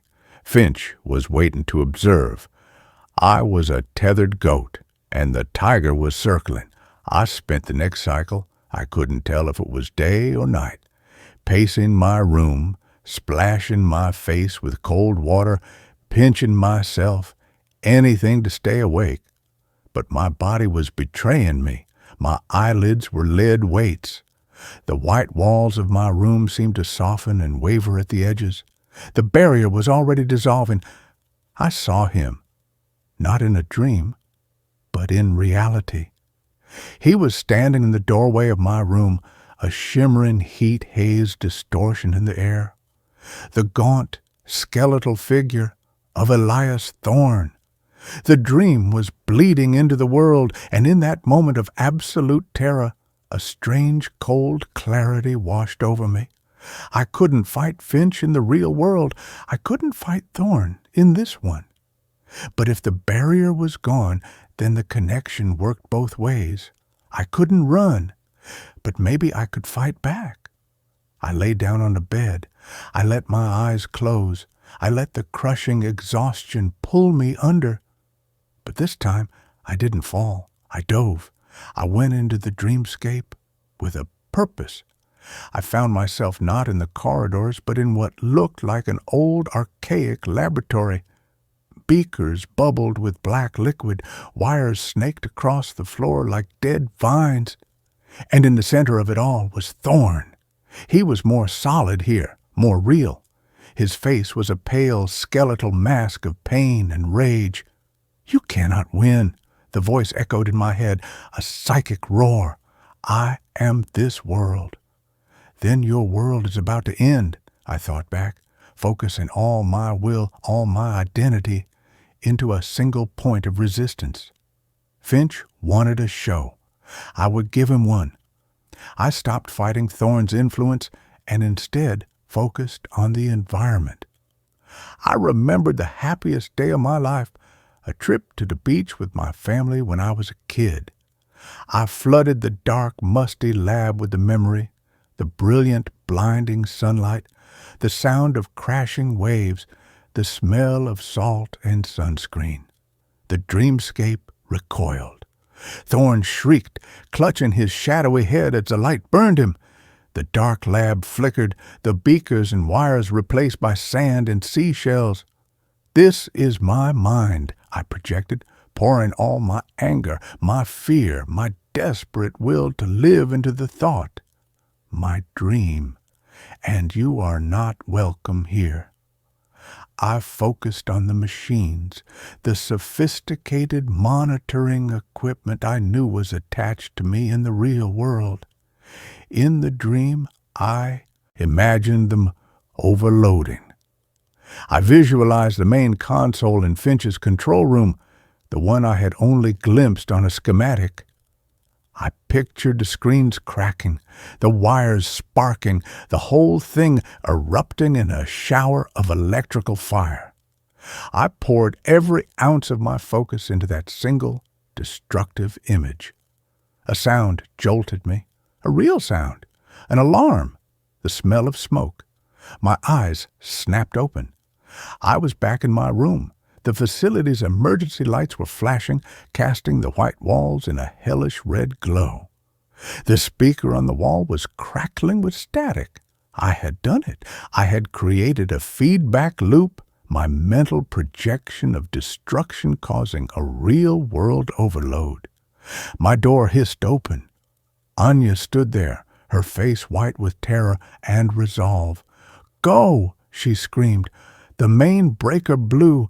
The system locks are failing. Go now!" I didn't hesitate. I scrambled out of the room, my legs weak and trembling. The corridor was filled with acrid smoke. As I ran, I glanced through the reinforced window into the control room. It was chaos. Sparks rained down from a burned-out console, and in the middle of it all stood Dr. Finch. He wasn't panicking. He wasn't trying to put out the fire. He was staring at his monitors, at the chaotic spiking lines of my EEG, and he was smiling, an ecstatic, triumphant smile. I didn't look back again. I ran through the labyrinth of corridors, following Anya's frantic gestures, until we reached the final door. She swiped a card, and it opened onto a grimy service staircase. The air that hit me was stale and damp, but it was real air. It was the air of the world. I burst out of a nondescript metal door into a back alley. The gray early morning light was the most beautiful thing I had ever seen. I was free. That was 6 months ago. I have the money. It was wired to my account the day I was admitted, as promised. But I lost everything else. I live in a different city under a different name. And I don't sleep. Not really. I drift in and out of a state of hallucinatory exhaustion, never letting myself go completely under. I'm terrified of what's waiting for me on the other side of that door. The experiment was a success. I know it was. Because sometimes when the light is dim and I'm looking at my reflection in a darkened window, the face that looks back isn't my own. For just a fraction of a second, I see a tall, gaunt man with a pale, skeletal face and eyes that burn with a cold, ancient hunger. Finch opened a door, and I was the one who walked through. But I'm beginning to understand the terrifying truth. I didn't come back alone.